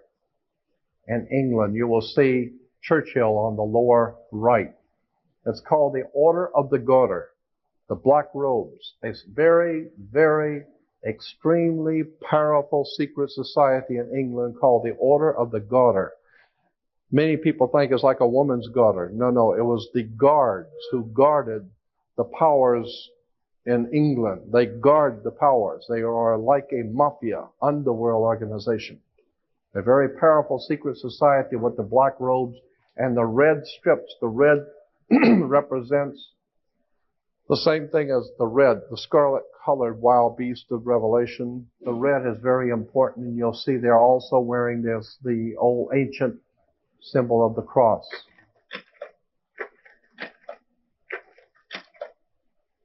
Yeah, Mussolini and the fascists, they also have black uniforms. This particular uniform, this particular robe the priest wears is called a Geneva robe. Geneva. The reason why it's called a Geneva robe is because the Vatican has dominated Europe for some 2,000 years, and Europe has dominated the world. And therefore, international maritime admiralty law, the law of international banks, is based on Vatican canon law. This is why the Vatican has a Swiss guard. The Swiss guard the Pope. Why? Because it's symbolic. The Switzerland, which is the home of international banking, is guarding the Pope because he's the boss of all bosses. Michael Corleone goes to the Pope, right? Mafia bows before the Pope. International drug traders bow before the Pope. The Pope is probably one of the most fierce, diabolical people the world has ever known. I know. I was born and raised Catholic.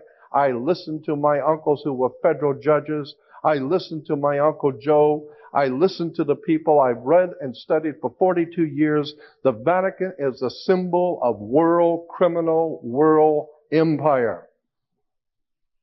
And if the Protestants think that they have protested against Rome and gotten something cleaner and better, you've got another thing coming, because 99% of Protestantism came directly out of the Vatican Catholic Church, and neither one of them are worth a damn before God. Somebody had better start doing their homework and understanding that we have been misled away from the true and divine presence in the universe that men have called God. And I am totally committed to trying to help people to learn and see how these symbols have been foisted on us and we didn't even know it. You see Heaven's Gate. Remember this idiot? Heaven's Gate. A gate is a door. I'll run through this very quick. A door or a gateway is an entrance to the realm of the dead.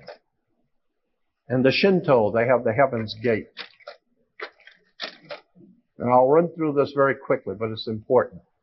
You'll see there's the sun door, the sun gate in Egypt. And the old Aztec, Mayas, and Incas had the Heaven's Gate, or the sun door. The universal belief that the sun door of immortality represented the monolithic gateway of the sun. There's the heaven's door, or the heaven's gate, the sun door. Consequently, the whole concept of the sun door was to go through the door into the world of the dead, into the occult world beyond. Here's the winged sun door in the Hindu. The sun doors. This goes all the way back to the Akkadian, Babylonian, Sumerian, belief that the gods will lead you through heaven's gate or the sun door. There is the old Phoenician Canaanite god going through the sun door. Here in the Vatican, you will see a colorful ceremony at the beginning of the Holy Year where the seal is broken on the holy door.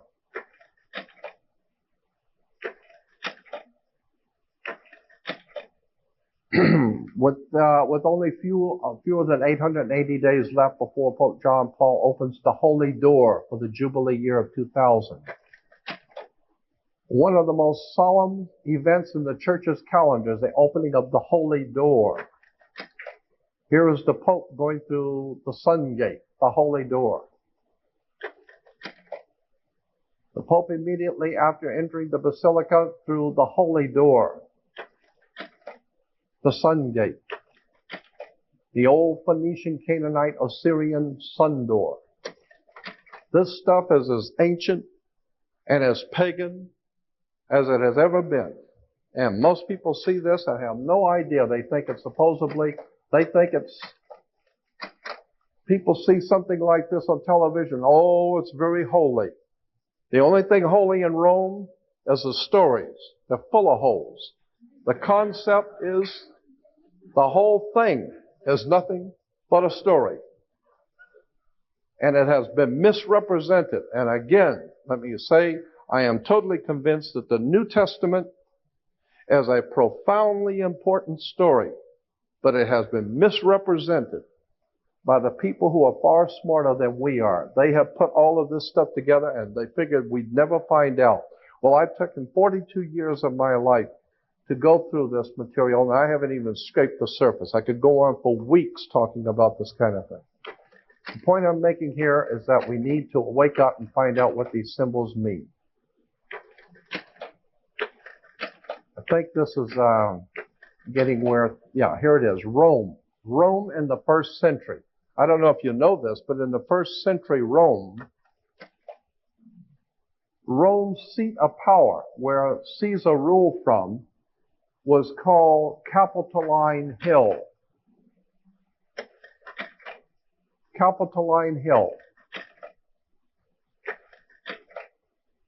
And the temple of Juno Moneta was a part of Capitoline Hill.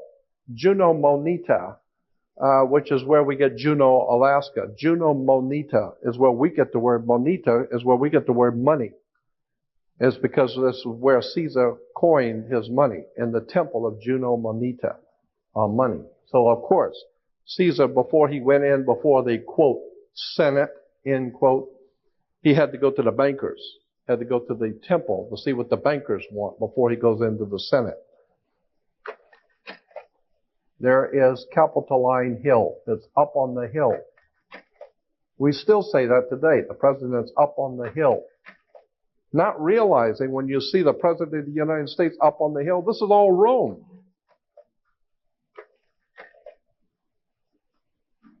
Okay. One last one.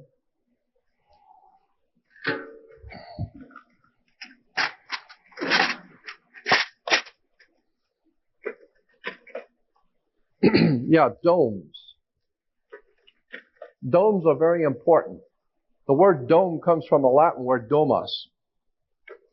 Domus gives us domesticated, dominate, Dominican Republic, domineering, domus. Domus meaning the presence of the divine.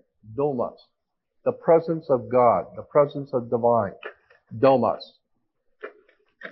And you'll find domes everywhere. Churches have domes. Religious buildings incorporate a dome. The Vatican, dome. St. Peter's, domus. Here we have from a publication showing Jesus giving the keys to Peter, the keys of heaven, the two keys. And you will see in the back the Vatican. Domus. So Jesus is giving the keys to Peter for him to rule through the domus.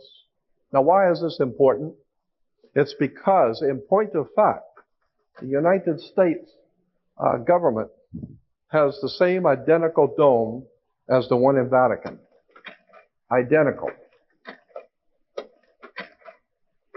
It's because this government is dominated by international maritime admiralty law, the law of international banks.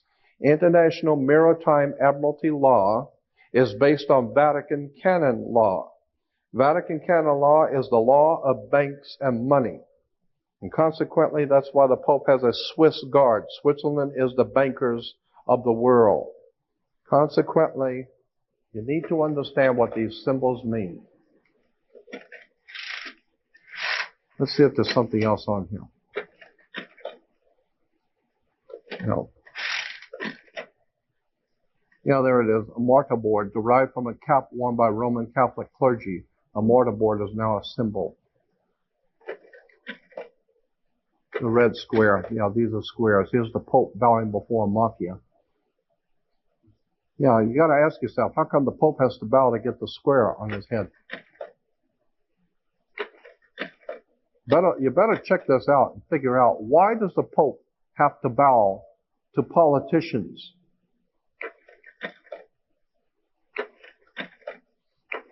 The square, the red square. Isn't that what where Russia was, the Moscow was ruled from? The red square? The red square.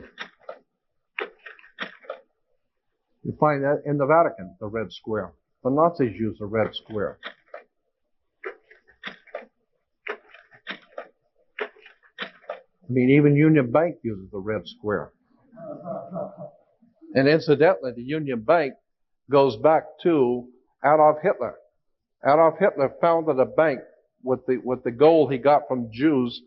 He founded a bank called the Reichsstadt All-German Union Bank. The Reichsstadt All-German Union Bank. Today, the Reichsstadt All-German Union Bank is known in our country as Union Bank.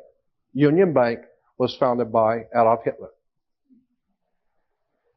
But don't take this personal. It's just business. Understand?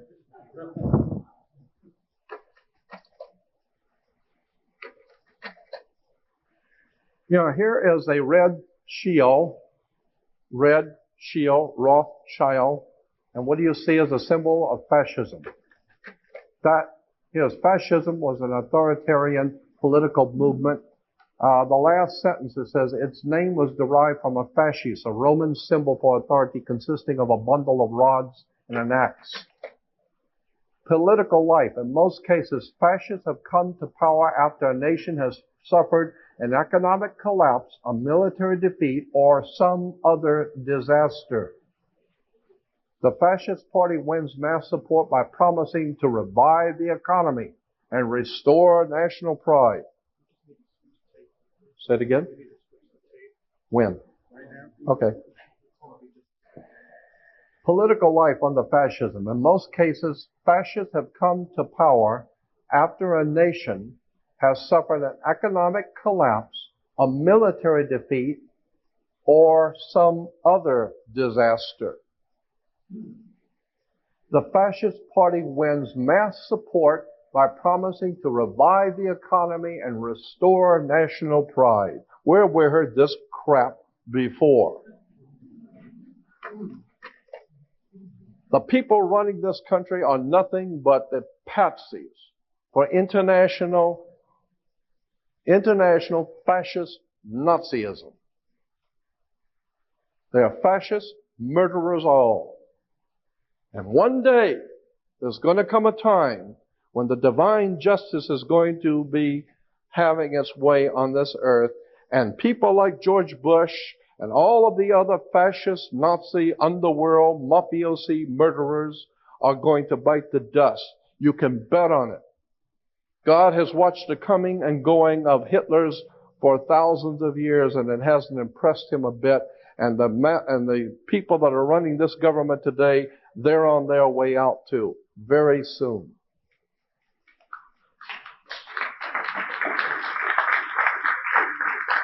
personal liberty. Personal liberty is severely limited under a fascist government. Here's a fascite. You'll see it underneath. It's everywhere throughout the world, especially in South America, Italy, France, Italy again. Benito Mussolini. You'll see the fascite. Fascism of Italian domination. Here's Kurt Waldheim, fascist Nazi, ended up being the head of the United Nations. I don't know what that tells you about the UN. And here's the Pope with his fascist Nazi friend. Both of them are grinning because they both know what they're doing, and they know you don't know what they're doing. And that's why they're both smiling. I put the Pope in the same place with Adolf Hitler and the other fascist Nazis. I know. I've done 42 years of research on the Roman system of fascism, Nazism, and I can tell you the papacy is the bottom line if you want to talk about fascism. Why does the Pope wear a Jewish yarmulke? You ever thought about that? Where's the Jewish yarmulke? Why? Here at the Vatican, Cardinal Pacelli, who later became Pope Pius XII, he signs a concordance.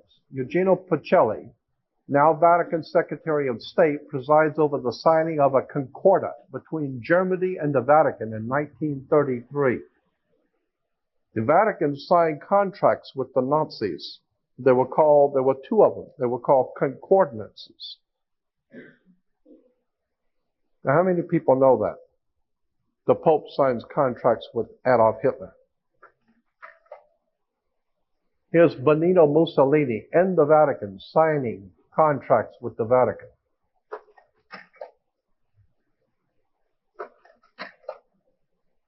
Again, here's another cardinal meeting with all of the fascists on the left. Here are the priests hailing Hitler.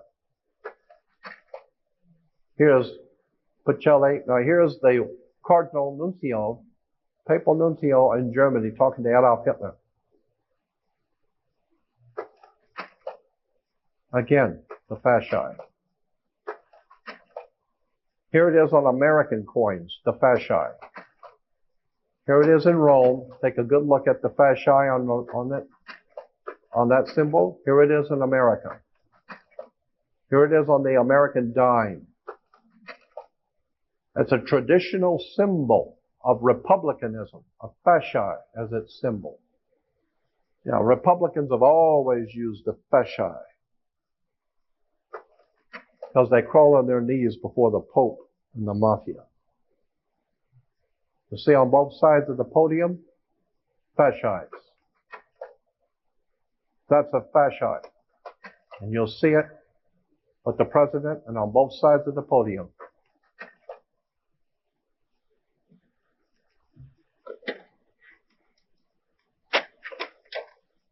We can have the lights now.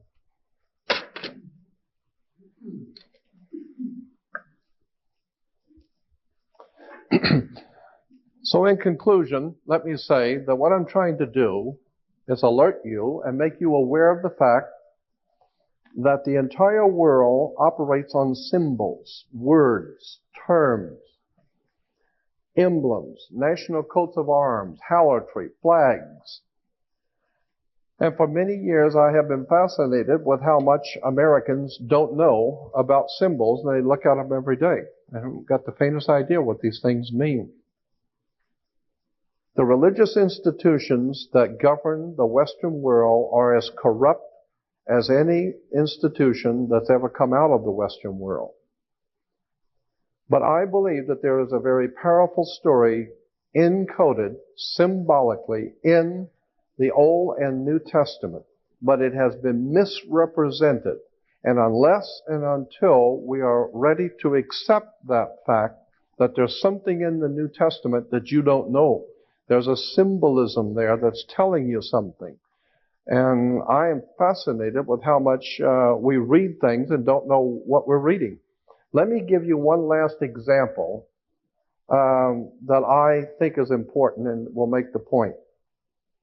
On the first day of summer, The sun is as high in the northern sky as it's going to get. It's not going any further north than the first day of summer.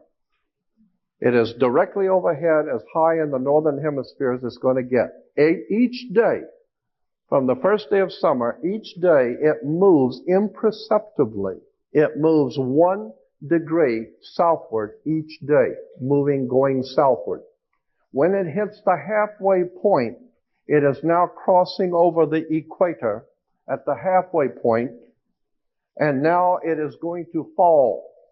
And that's why we call it fall or autumn. Fall because the sun is now falling. It's going.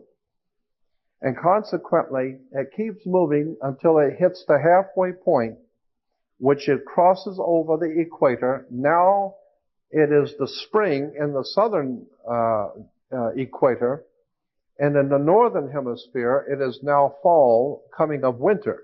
But in Rio and in Brazil, it is now spring, because it's going to go 3 more months until it hits the first day of winter. And the first day of winter, the sun is as low in the southern sky as it's going to get. And that's the first day of summer for Rio. That's why the birds and smart people with money fly south. If you got money, you go south, follow the sun, right? So consequently, the sun, which was doing just fine, it was really hot and doing great. And then, when it reached the halfway point, the constellation that it hits every fall is the constellation of Scorpio. Scorpio is the constellation that begins autumn. And therefore, it's this kiss of death. The scorpion has kissed God's son, and now he's going to be led to his death in Capricorn. He's going to die. He is fallen. The great Son of God is fallen. And he's going to fall all the way down to the southern hemisphere until it hits the first day of winter, which is December 22nd. Yes.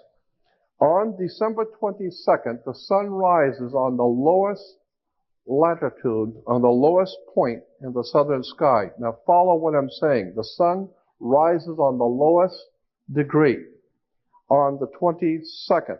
On the 23rd, the sun rises on the same identical degree. It's so perceptive. The U.S. Navy has the instruments to tell you. It did not move 1 degree south. It did not move 1 degree north. It's on the same identical degree. On the 24th, it rises, and it's still on the same identical degree. Therefore, the ancient Egyptians knew that, and they said God's son was dead for 3 days. But on the 4th day, which is December 25th, United States Navy devices will tell you that the sun moved 1 degree northward. 1 small degree northward. It's just enough, because the ancient people said anything that was dead for 3 days and has just moved 1 degree northward is born again. It's come back to life.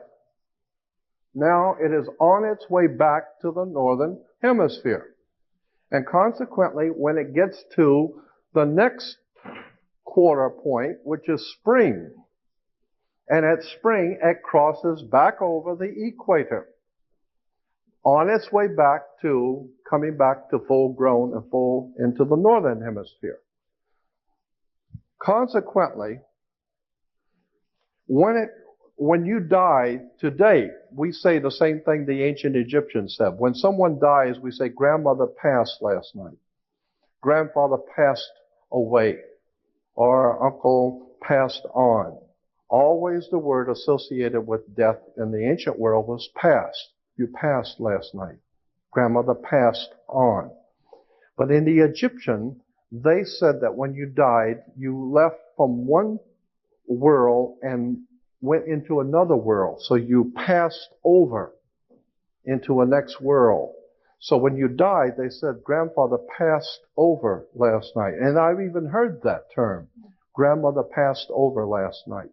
Why? Because the sun, which was brilliant in the summer, it hit at halfway point, it crossed over the equator. So it passed over the equator going to the full summer in the southern hemisphere. In the spring, it's coming back and it passes over the equator again, coming back. And in the ancient world, there was a celebration in the northern hemisphere because the sun, which was dead in winter, has been reborn on December 25th and has now come back to life. And they called it the Passover. So that the Passover is nothing more than the sun passing over the equator. The Passover. Okay? So consequently, when you, it's a very holy, the Passover. What are you talking about? Sun worship, airhead. Wake up. That's all it is. It's just worship of the sun passing over. And so consequently, the Passover happens on the first week of spring. Well, isn't that strange? That it would happen in the first week of spring. Now, of course, Christians would not want to have anything to do with this because this is the Jewish celebration of the Passover. So Christians wouldn't have anything to do with that.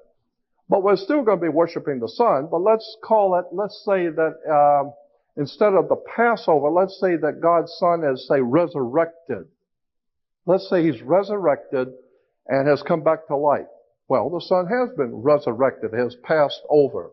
And so Christians go out on the first day of Easter, Ishtar, and have an Easter sunrise service. Why? Because that's all it is sun worship. You're worshiping the sun on a sunrise service because the sun has passed over, and the Jews call it Passover, Christians call it resurrection. Wake up, it's just sun worship.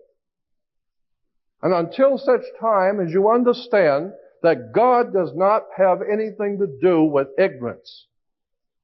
It has nothing to do with the pagantry and all the crap that we have been fed by government, religion, politics, church, and all of it. It's all manipulation. What we need to understand is that there is a divine presence in the universe that demands justice and demands intelligence. And that's what I'm here to do, to help people to understand, to get back in tune with the divine nature of the universe. And I believe that that's going to be required very soon, because when all the systems break down and the Christians for the first time begin to think about it, where is Jesus? I would have thought He would be back by now. You need to understand that there's a very powerful story in the New Testament that is telling us what God's thoughts are. But you need to understand it is symbolic, and there's a powerful story there. And one day, if I am invited back, I will do nothing more than for 4 hours do a whole theological discussion about the New Testament and the real story that's encoded in the New Testament. Because I believe it's a very powerful story. But it's not the one you think it is. So consequently, my last comments are, I do not wish to offend, I wish to educate.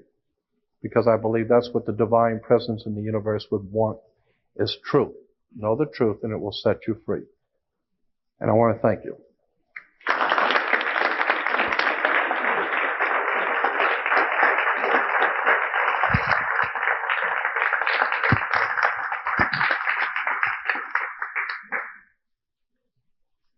Oh, do we have any questions? And of course we do. Okay, let me get my mic.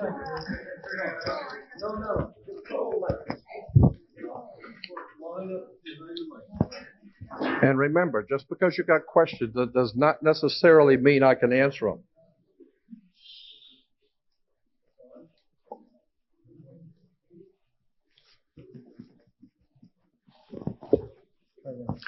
Oh, thank you. Thank you. Jordan, you've answered two very important questions tonight.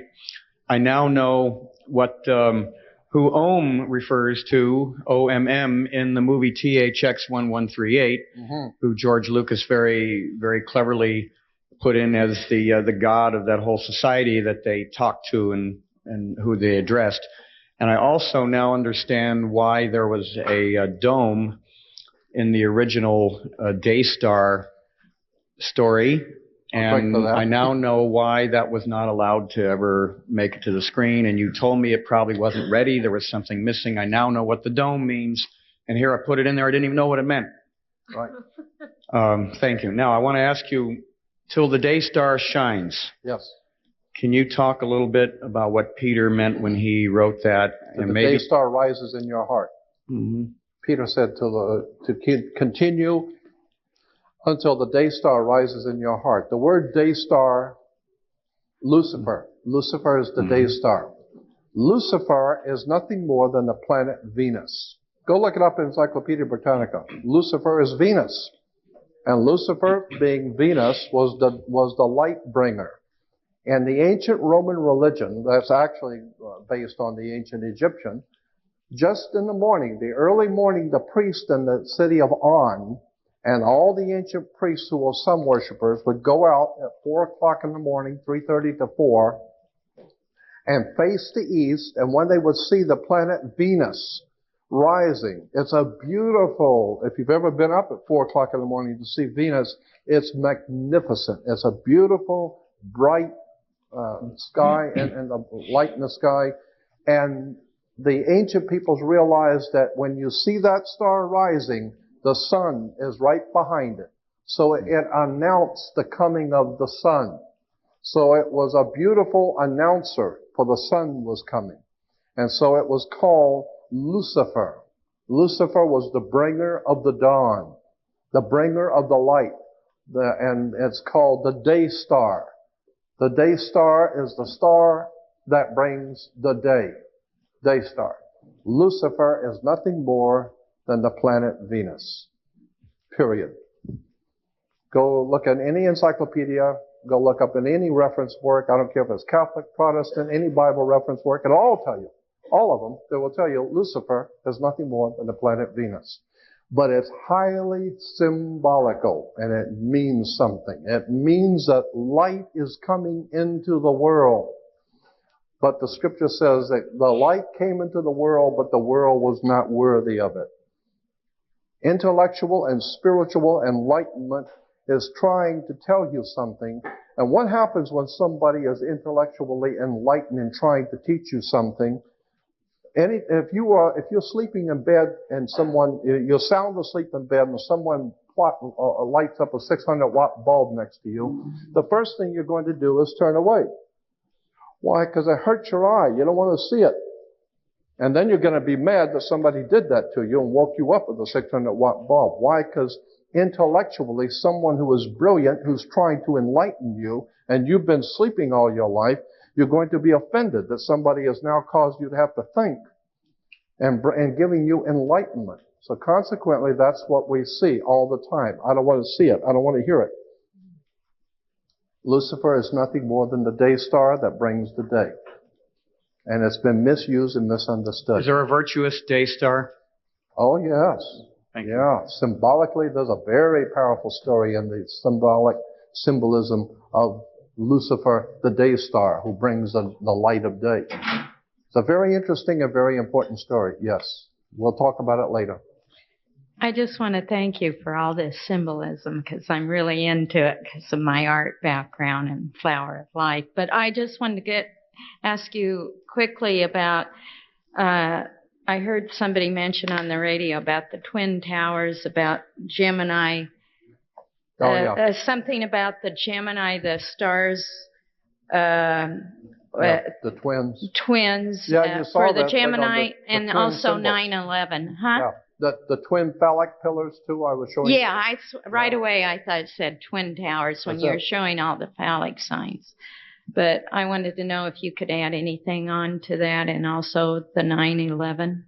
Yes, I will say this, that we today in the Christian West believe that astrology is all of the devil, and actually the word devil is nothing more than the D put in front of the word evil. You write evil and put a D in front of it, it becomes devil. Devil, evil, and God is actually taking one of the O's out of good and it becomes God. God is good and devil is evil. It's just use of words. But in point of fact, there is a very powerful symbolism in this double phallic symbol. And So what I'm saying is that we've been given to believe and understand that astrology is evil, is of the devil and all that, and have nothing to do with it. Why? Because the church does not want you to discover the name of the tomb.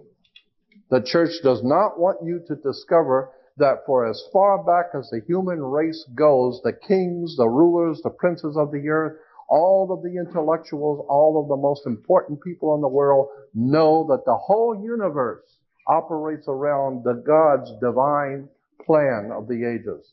It's astrology is from God. That's from the Bible.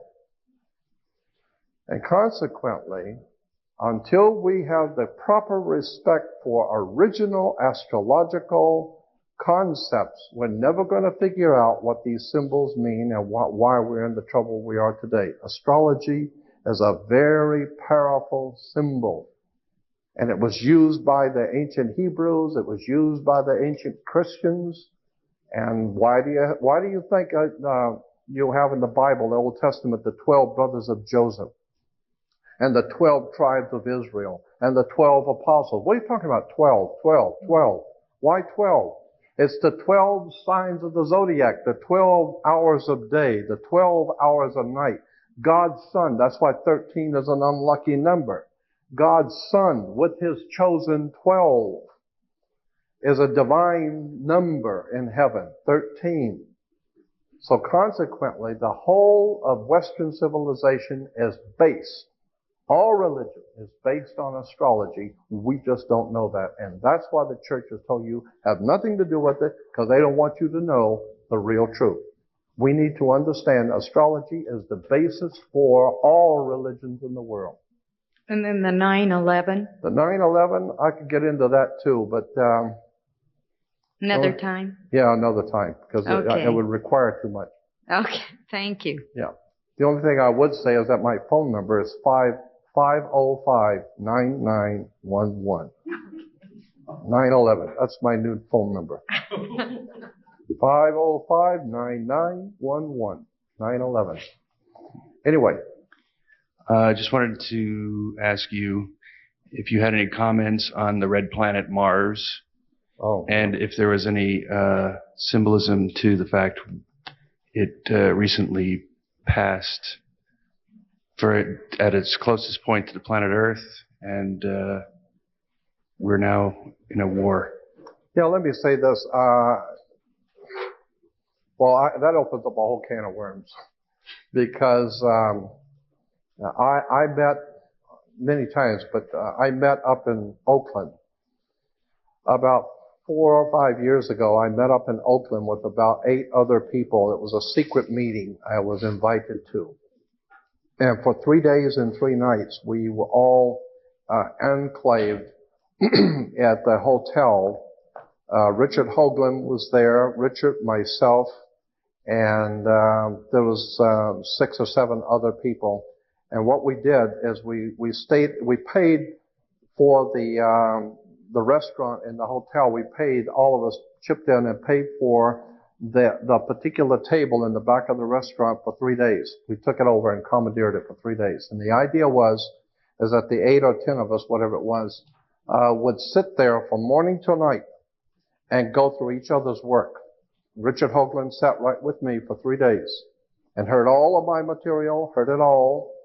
And we talked about Mars, and he divulged a lot of stuff that he's never talked about in public.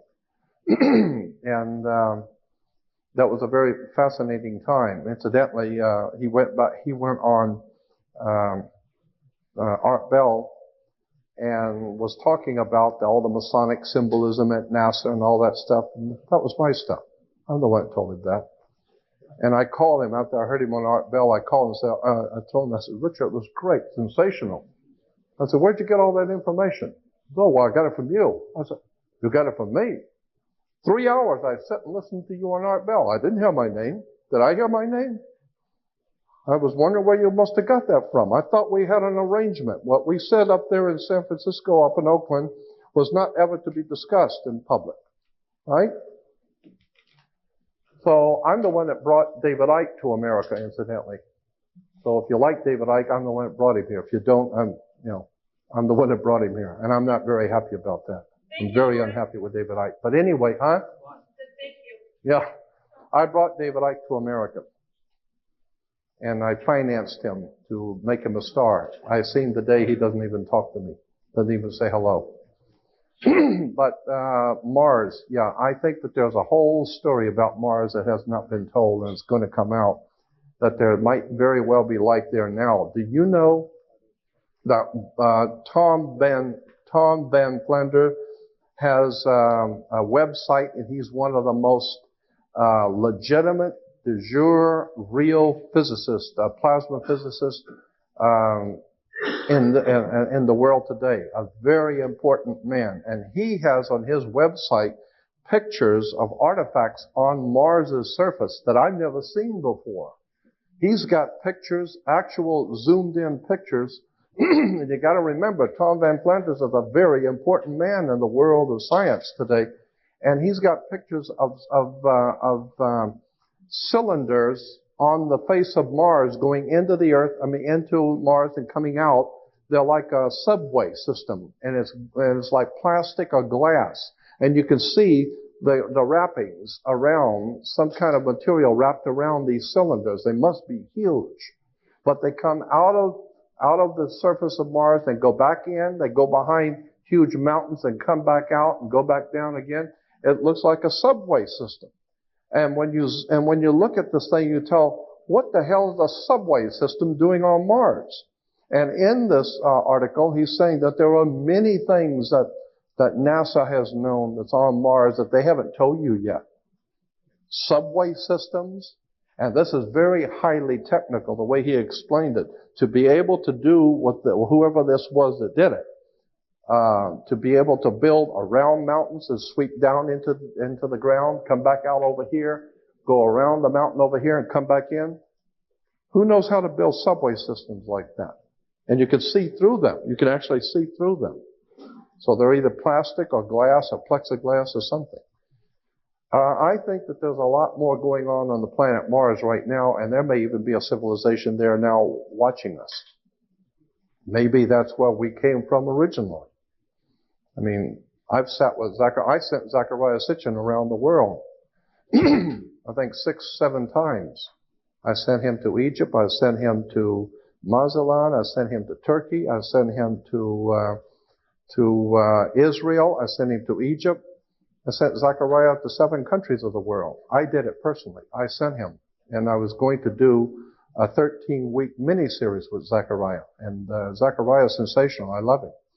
But I did a contract with Zachariah where my company in San Diego was going to finance a 13-week mini-series we were going to sell to PBS. And he agreed to do it. And we sent him to 7 different countries. And then the poor mentally deranged moron that I was working with that held the checkbook decided one halfway through the project that she didn't want to finance it anymore. She didn't want to do it anymore. That's it. And I had to call Zachariah and tell him, Zachariah, you're not going to believe this. You know, this woman has pulled out on us at the last minute. She's got the money, but she just decided she didn't want to do it anymore. And of course, my feeling is Zachariah Sitchin, he doesn't care.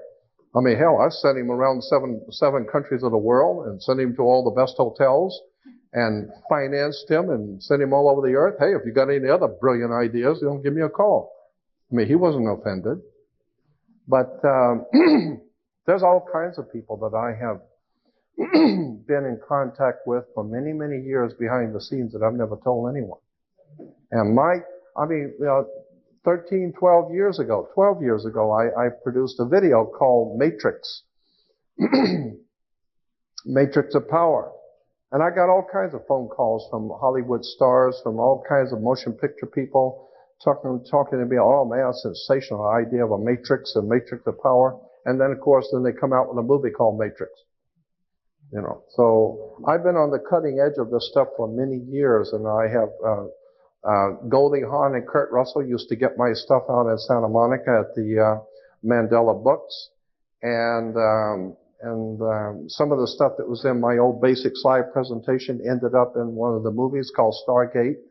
I've been supplying Hollywood And I know I've been doing it because I get phone calls from big-name movie stars saying, oh, that was sensational. Well, we ought to make a movie on that. And then a year or two later, there's a movie on it.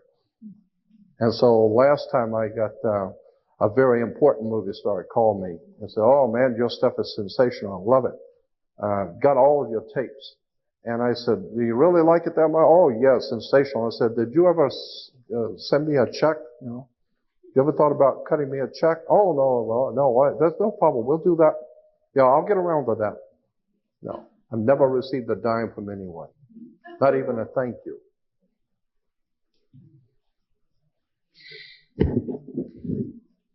I have a question. I know that you said that you were going to talk later about, or on another occasion, about your interpretation of the New Testament. Hopefully, I will. Well, hopefully you will, yes. But what about the avatar stories from around the world? You know, the ancient Krishna and Rama and Osiris stories and so forth. I also years ago heard someone talk about the incident in the New Testament in which Lazarus is described as rising, and showing that the exact same story occurs in ancient Egyptian mythology, where Bethany is Betanu and Lazarus, I believe, is Lazareu. I mean, it's exactly the same story. The names are changed just ever so slightly. So there are obviously these correspondences through time and yes. different places. But what do you think about the fundamental concept of the avatar phenomenon? I think that Manly P. Hall said it best. He explained that whole thing in a lecture once, where there seems to be a divine mandate in heaven that in all periods of darkness, when there seems to be darkness encroaching on the human family, that the spirit of the universe calls out individual people, and your spirit is moved to do something to help your fellow man, to be a teacher. And so there have always been teachers who have been called in the last and final parts of a dark time on the earth, where the universe puts it into certain people's hearts to be like an avatar, to be like a teacher. Well, we don't have any problem talking about Isaiah, Jeremiah, any of the prophets of old, and Joel and the Apostle Paul, but to bring it down into modern day. Now that's different. Now if you're going to talk about God's leading you to do something, you must be an idiot. Now Billy Graham, we understand, he's being led by the Lord. Go look in the Oxford Dictionary of the English language. Look at the word Lord. L-O-R-D comes from L-A-R-D. That's the way it was spelled in the King's English, Lord. So consequently, when I see, I'm serious. This is why Christ is the Christos, is oil. Well, congealed oil is the Lord. But the idea of an avatar or a teacher has been with us for thousands of years, and it's true. Every time the world is heading into darkness, it seems like God or the divine presence in the universe moves certain people in their heart to stand up against the darkness and help their fellow man, like the scripture says, just carry even one candle will light a darkened world. So I believe that there is something to this idea that God raises up individuals to enlighten his fellow man in dark periods of history. Could I ask you one other question about astrotheology? Have you looked into the Mayan calendar? What do you think about that? Well, I think the Mayans and the Aztecs and the Incas and the Toltec and all of those ancient people, I think South America and Central America is just cram-filled with interesting ancient stuff. And we tend to feel that the Egyptians and the people from that area of Africa and in Europe somehow or another got over here to South America because we still have the same pyramids and the same symbolism. We find the same symbolism in Central and South America we find in the Middle East. And so obviously they came from the Middle East and Egypt and Africa across to South and Central America. I'm saying, maybe not. Maybe it started in Central America and South America and went to that way. Why do you, and I am totally convinced in my own mind that the most ancient cultures on the face of the earth, as in South America and Central America, probably 100,000 years old or more. In Peru, in Brazil, and that whole area of the world, I think, is just replete with ancient stuff that far, far exceeds anything Egypt ever did. So I'm seeing that there's a whole world of questions that we've never been allowed to ask. I think the Central and South America is the epitome of ancient civilizations. I don't even know, I don't think that the ancient Mayas and the Aztecs and those people, those are the ones we know of. I think that there were some very old ones, like Earth Base 1. Earth Base 1 is in the Andes. It's as high up in the Andes as you can get. And it is it's so high up that people going there today can hardly breathe. Even mountain climbers say it's very difficult to breathe. It's so high up, and yet the stones are like 100 tons, 300-ton stones, and they're all cut flawlessly and pieced together. And I'm thinking, wait a minute, who moves 200-ton stones in air that even the best mountain climbers can hardly catch their breath? And there's no way to plant food up there. You don't plant anything up at that height. So how did these people feed themselves and move 200 and 300-ton stones? And not one, from all over. They're just huge temples built with these stones. And I'm saying somebody better start looking at this. I'll tell you what I think really happened. I think that we are a creation of someone else.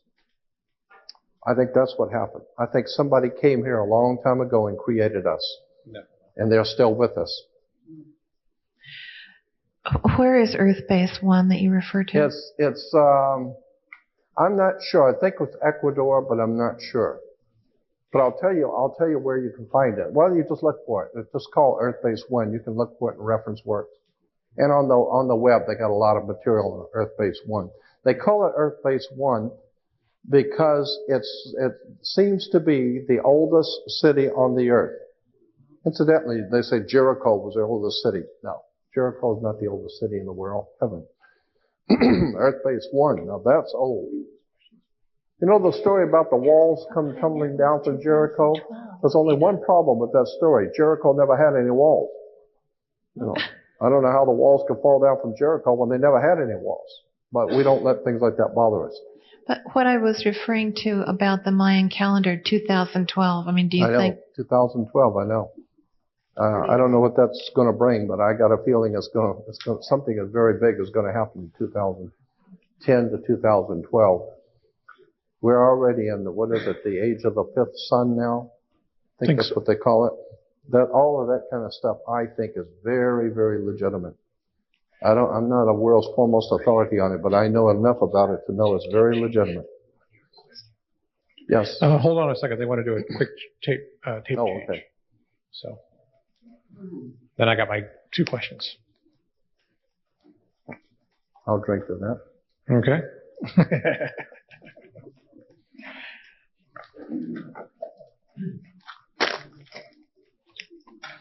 Incidentally, I did a television. I've done quite a few here lately. I did a piece for Discovery Channel. I did one for Learning Channel. I did one for Arts and Entertainment. I did one for CBS. Okay. Rolling. Oh, okay. All right. I was just going to tell you something that happened on that. Well, go ahead, and then I'll ask occasion when I was working for. That kind of points up what the networks are all about. Well, let me just tell you very quickly. I was hired to do 3 of a 4-part series. The 4th one I didn't work on, but the 3 I did. And the 4th one was, or the one I did not work on. You may have heard about it. It's called The Incredible Discovery of Noah's Ark on CBS. I did not work on that one. That was the 3rd in the series. The first 2 was the Ancient Mysteries of the World Part 1 on CBS and Ancient Mysteries of the World Part 2. Then came the Incredible Discovery of Noah's Ark, And then came the fourth one, which is Ancient Mysteries of the World, in which Anthony Hilda was on that one with me. But the third one in line I did not work on, happily, because there were a lot of lawsuits and a lot of bad blood because of that. And the production company out of Utah went broke because of it, because of the lawsuits. And the reason why is because a lot of atheists and agnostics and humanist organizations and people around the country got really upset because CBS did not put a disclaimer saying that this is just entertainment. We didn't really find Noah's Ark. But they didn't do that. They said the incredible discovery of Noah's Ark. And they went on to show that here's the pictures of Noah's Ark. And it was so ludicrous. It was so incredibly ludicrous. I was laughing at it. It showed the guy taking a picture of Noah's Ark, and then it said, but he fell off the ledge, and they couldn't find him because he died in the snow. And so that's why they don't have the camera in the original picture. And I'm thinking, well, if you don't have the original picture, what the hell are we looking at then? And well, what are we looking at if you don't have the original picture? And so consequently, I was called back to work on the fourth one. And so I asked the field director, I said, did you guys got a lot of heat from that last one you did on the incredible discovery of Noah's Ark? He said, yeah, a lot of lawsuits, a lot of stuff. And I said, did you guys really find Noah's Ark? And he said, come on, this is America. You don't have to be intelligent here. This is just entertainment. This is America. My God, this is not Europe. You don't have to be intelligent here. You just tell the people what they want to hear. And I thought, wow, that was over dinner with the whole crew. And I asked him, you really find, he said, come on. We tell the people what they want to hear. This is CBS. It's just the money. It's just a business, okay? We tell people what they want to hear. So that tells you something about CBS and the rest of them. Well, it's Hollywood. Touche. So what's your question? Okay. My old friend, my good friend. First one, I want to make a note about Darth Vader. He's also Lord of Sith. S-I-T-H. Good. So I follow the Star Wars stuff, so I figured I'd want to give you that pointer there. Throw that one in. Okay. So it's documented now. My first question is regarding Isis, Ra, Elohim. Yeah. Isis, Ra, El. El. Okay. Isis was a feminine principle of wisdom in Egypt, spelled I-S-I-S, Isis. Then the coming of one of the pharaohs changed the worship of Isis to the worship of Amun-Re, Amen Ra, which is incidentally why Christians still say Amen at the end of the prayer, because they're sending the prayer through God's Son, Amen Re, Amun Ra, Amen.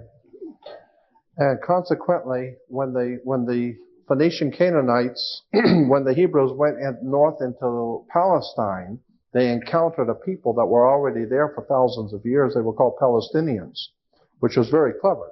That's where you would expect to find Palestinians, is in Palestine.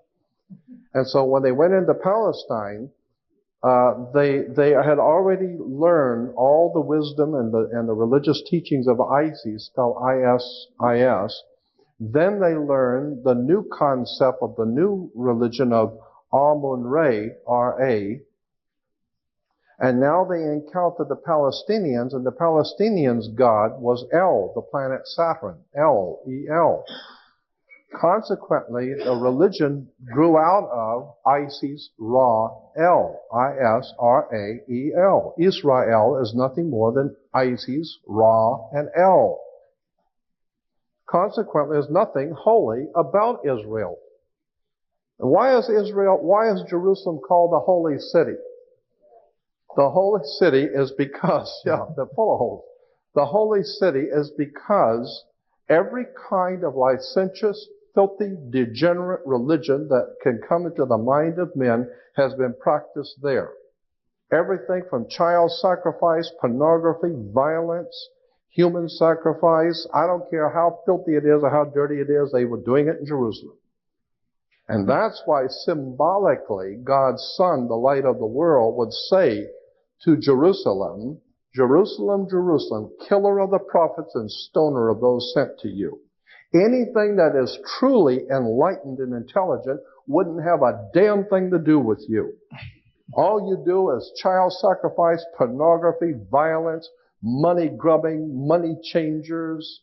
The whole thing was filthy from day one. There ain't nothing holy in Jerusalem. Ain't never been nothing holy in Jerusalem, and there's nothing going to be holy in Jerusalem, Salt Lake City, Rome, or any place else. Religion is nothing more than manipulation of the human mind. There is a powerful spiritual dynamics to the universe, but unhappily, most Americans haven't got into the famous idea about any of that. And I think that that's what's coming. I think there's going to come a time when we're going to start thinking in terms of, wait a minute, let's back up and look at this all over again.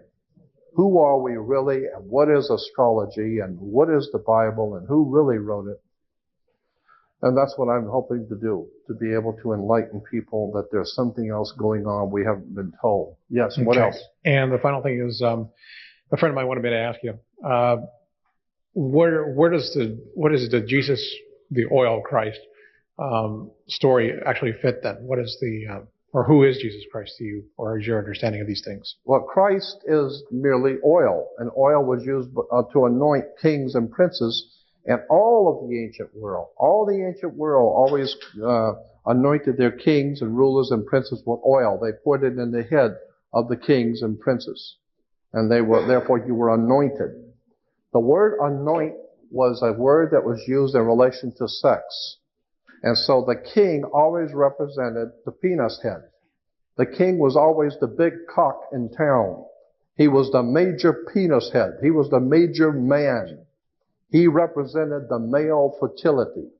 And all the women belonged to him. He was the king. So he represented the male phallic. And in the ancient world, they always lubricated the head of the male phallic in sex. So that's why you would anoint the head of the king. The head of the king represents the head of the penis, because the whole concept of man ruling is a sexual thing. It's been around for thousands of years, the war between male and female. That's a war going on between male and female. And in the patriarchal system of things, the king represented the male phallic. And we got a bunch of Peter heads still running in Washington, D.C. They're all a bunch of penis heads. They think with their penis. They think with their penis. That's all they are. That's all. You know, Bill Clinton, he thinks he's the only one. That whole thing is filthy. It's nothing more than sex and power. We're talking about mafia, sex, drugs, entertainment, buying and selling. Anyway. Hello, Jordan. I hope I don't offend anyone. That was great. And my name being Christopher, which involves the Christos or Bless Christopher, yes, carrier of Christ or whatever. I've had to go with that my entire life. I think it's a wonderful name. I think it's a wonderful, wonderful name. It made me think there when you were talking about it, how, oil, of course, to the ancient world was also things that kept an artificial light going in the darkness. Exactly. So that's probably where that applies. I had seen you before talking about the water carrier, the bringer of water, like in the Last Testament. Aquarius.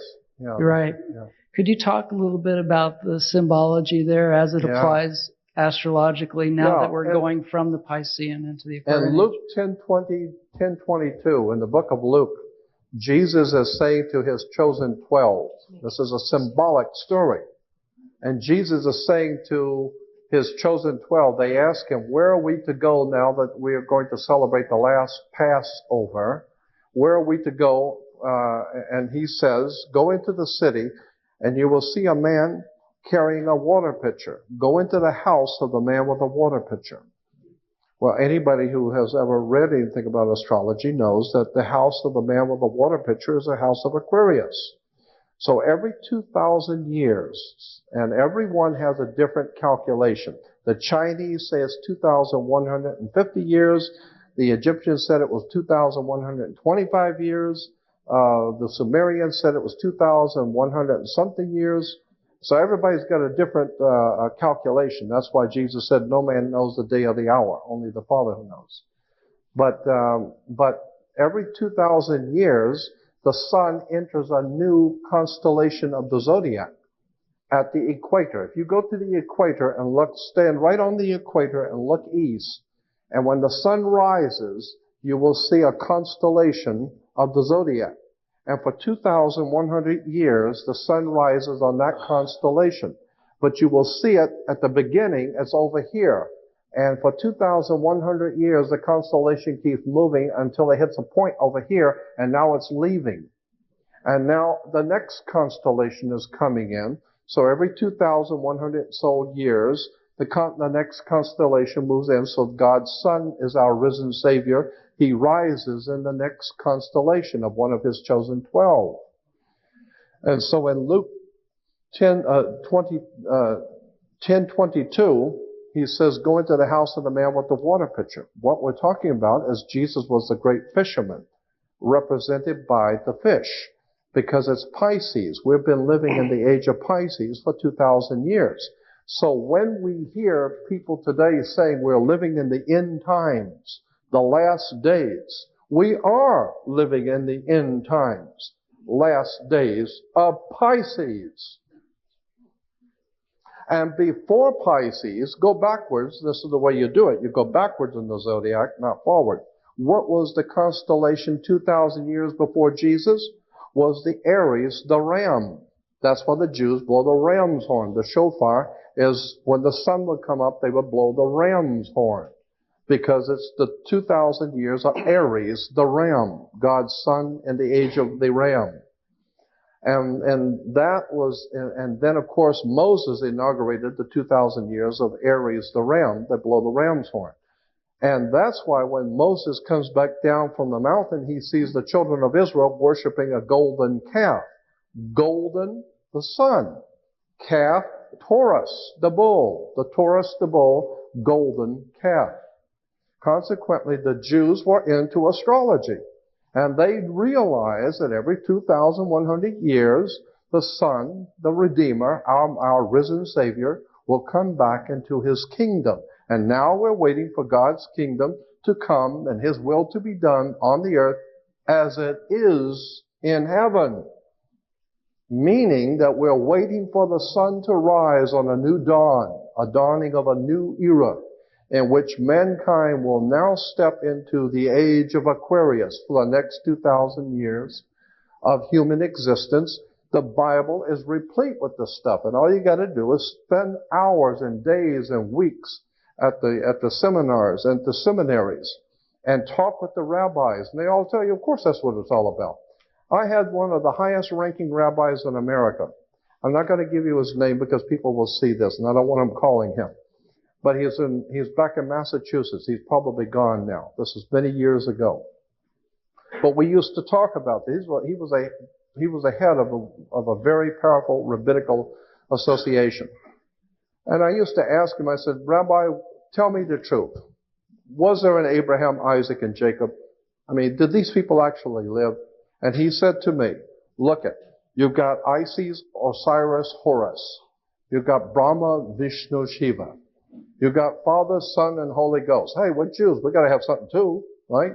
Everybody's got to have a triune God. Brahma, Vishnu, Shiva, Osiris, Horus, Isis, Father, Son, Holy Ghost. So we got to have something. Okay, so we got Abraham, Isaac, and Jacob. How do you like that? Well, was there an Abraham, Isaac, and Jacob? I don't know. Was it an Osiris, Isis, and Horus? No. Well, it's just a story. There was no Abraham, Isaac, and Jacob. There was no Abraham. Abraham, the Jewish reference work will tell you, was Abram. Abram. Abram. Ab, A-B, in the ancient Hebrew meant father, and Ram was the ram, Aries the ram. He was your father for 2,000 years. He was your father. Abram. Abraham, Isaac, and Jacob is nothing more than the triune God. And the triune God is nothing more than the sun in the rising, the sun at 12 noon, and the sun in the evening. The newborn, the full grown, and the man that dies. The triune God. And that's why it's still the sun. It's the sun in the morning, it's the sun at high noon, and it's the sun at night. So it's still the same God. It's three persons in one God. Yeah, the one God is the sun, and there's 3 points in his life. So consequently, this is a fascinating material when you start talking to the rabbis and doing the research and you find out, my God, how long have you known this? You know, have you known this all your life? Yeah. And I said to him, why don't you tell other people this? And this is fascinating stuff. And he said, look, what do you want me to do? I got to go out and get a job? Come on.